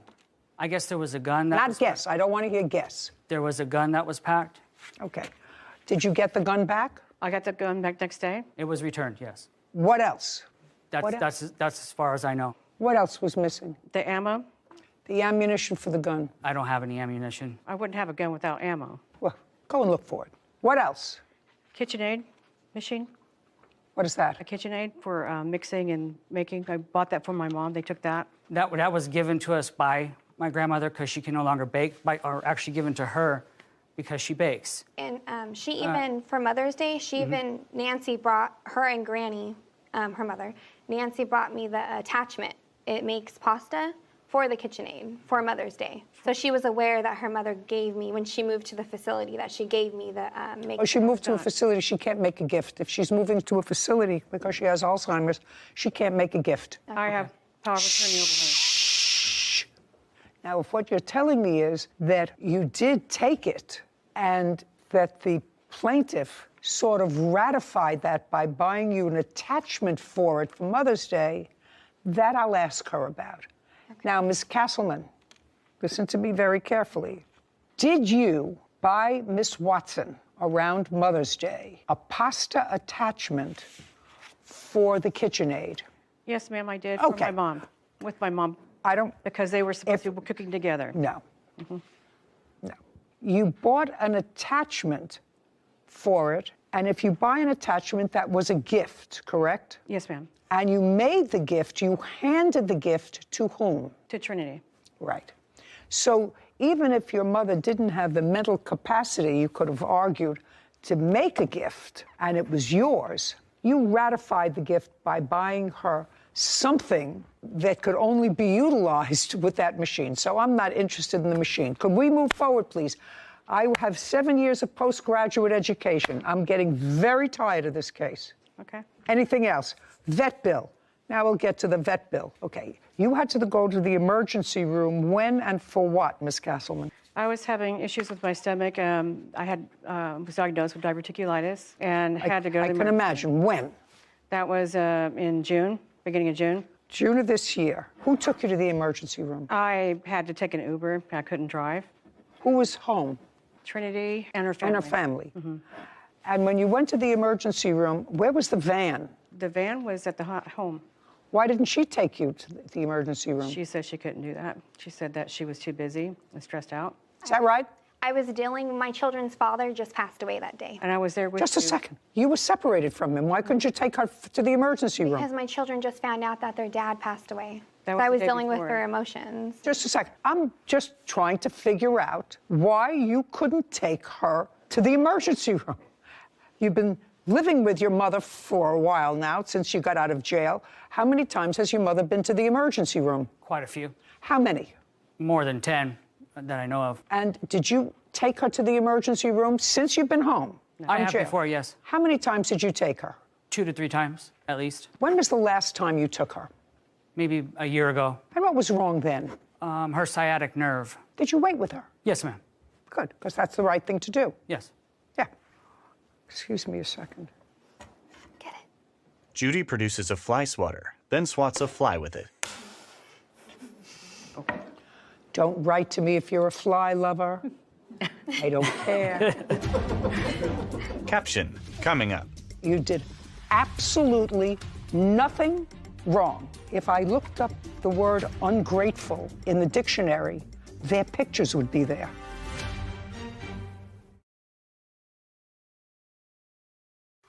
A courthouse. The Judy Justice logo appears. In the courtroom, Nancy, Danny, and Trinity. Nancy Castleman has accused her son, Danny Horath, and his fiancée, Trinity Watson, of taking advantage of her kindness. Danny and Trinity claim Nancy became upset when they stopped doing her favors. Well, Miss Watson, I know that you have an excuse. If it were me and I had been living off somebody else for years, I would have put my kids in the van and say, we have to take Grandma to the emergency room. That would just be me. And deal with my children in the van 5 minutes later. And I would have if I wasn't dealing with my children at the time, and she was aware of that. I think she even took a Lyft or an Uber. She let me know it was okay. I'm just telling you. I'm trying to get some sympathy going for the two of you. I'm not getting any sympathy going for the two of you. Did she ask you to watch her dog? No, she, like normal. I have a dog, too, on the property, and it was a mutual agreement that anytime one of us were gone, we would always make sure the dog went out to use the restroom. But the day her dog had an injury, I wasn't home. Where were you? Gymnastics competition. It just happened at night. When was your dog injured? On the day that I went to the ER. I asked her before, I said, I have to go, my lift is here, and can you feed my dogs? And because they're in their trailer still, and Molly's still on the bed, and I didn't want her jumping down, and can you take them out? I don't know when I'll be back. The Uber was there, or the Lyft was there, and I left. And when I came back home, it was about 5:30 in the morning. I noticed the dogs were in there, and that Asher was cut up. He had big old laceration. Did you know what happened? Could you figure out what happened? No, I think I know now it was probably under their trailer while he was out, because she did say that she took him out, but she forgot to feed them, and she was home. That night I was home, yeah. Did you see her dog injured? No. Did you feed her dog that day? No, I did forget to feed the dogs. I took her small dog, Tamale, off the bed, and I had them go out, and then I put them right back in, and I went back on to the house. And you forgot to feed them? Yes, I did. Okay. But when you went in there, the dog was not injured? No, he was not. Okay. The last part of this, and then I'm actually finished. Money owed for unpaid living expenses. Anything other than what we have discussed? They're supposed to pay rent. Starting when? It was supposed to initially have been in November for January of 2022, because since my mom had to go, away because she couldn't take care of her anymore, I had to do what I have to do. You mean after she stopped watching your mother? Mm-hmm. That's when I mostly enforced it. But there are text messages that they agreed to pay. I'd like to see them. Okay. I understand, Mr. Horath and Miss Watson, that the agreement was that you would live there paying certain expenses but not rent, as long as you, Miss Watson, and or Mr. Horath, when you were home, would take care of her mother so that she could work. Yes. Yes. And that stopped at a particular point. Yes, in May. That stopped in May. Yes. Okay. Judy reviews a printout of a text exchange.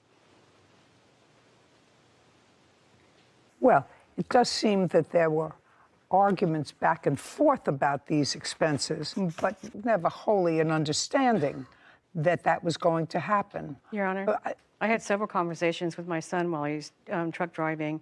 He didn't really talk to her particularly, because I think she had a lot of influence on that. He would have done the Whether he did or whether he did, this comes from Danny himself. He says, okay, check this out. I'll call the state inspectors for the septic room additions in the bathroom that needs permits first. She did. Just a second. What kind of thing is that? How many times have you been married? 2. And how old are you? 37. How many times have you been married? 2. And how old are you? 28. And that's 2 in addition to this current engagement. No, then it would just be 1. And you? Just 1. Well, then you're not married, so you've each been married once before. Yes, ma'am. I just want you to look at your mother.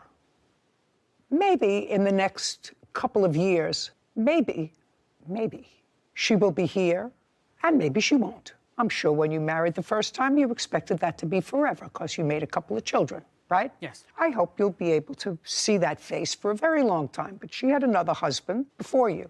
You're only going to have one mother. And your mother was really good to you and really good to a stranger and her children.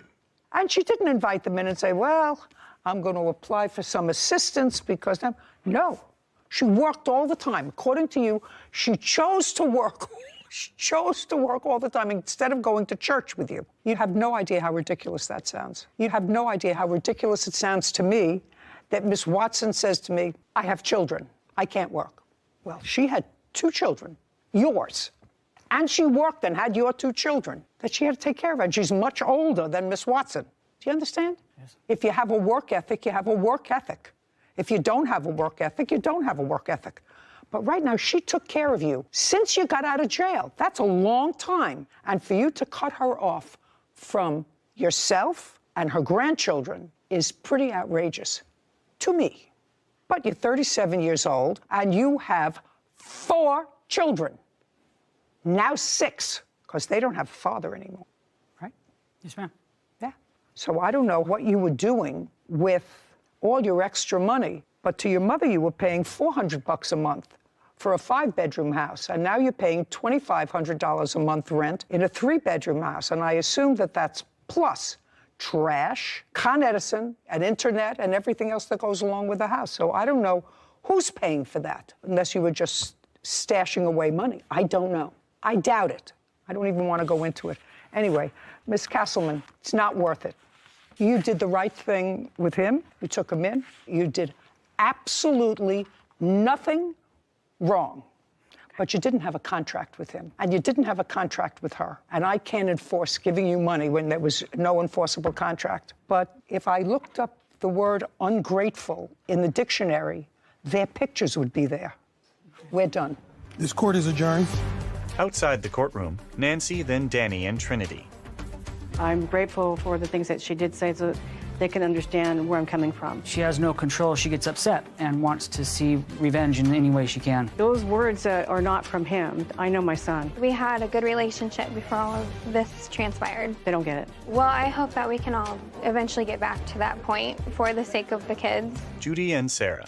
You know, I don't think that there's a legal lesson there to learn, Sarah. I know, it's just so unfortunate because I feel for the plaintiff. As a grandmother, as a mother, you try and do the right thing, and just to feel so taken advantage of. And I didn't hear a good reason. I was waiting the whole time to hear a good reason for why she was this terrible person that they had to move away from, but it never came.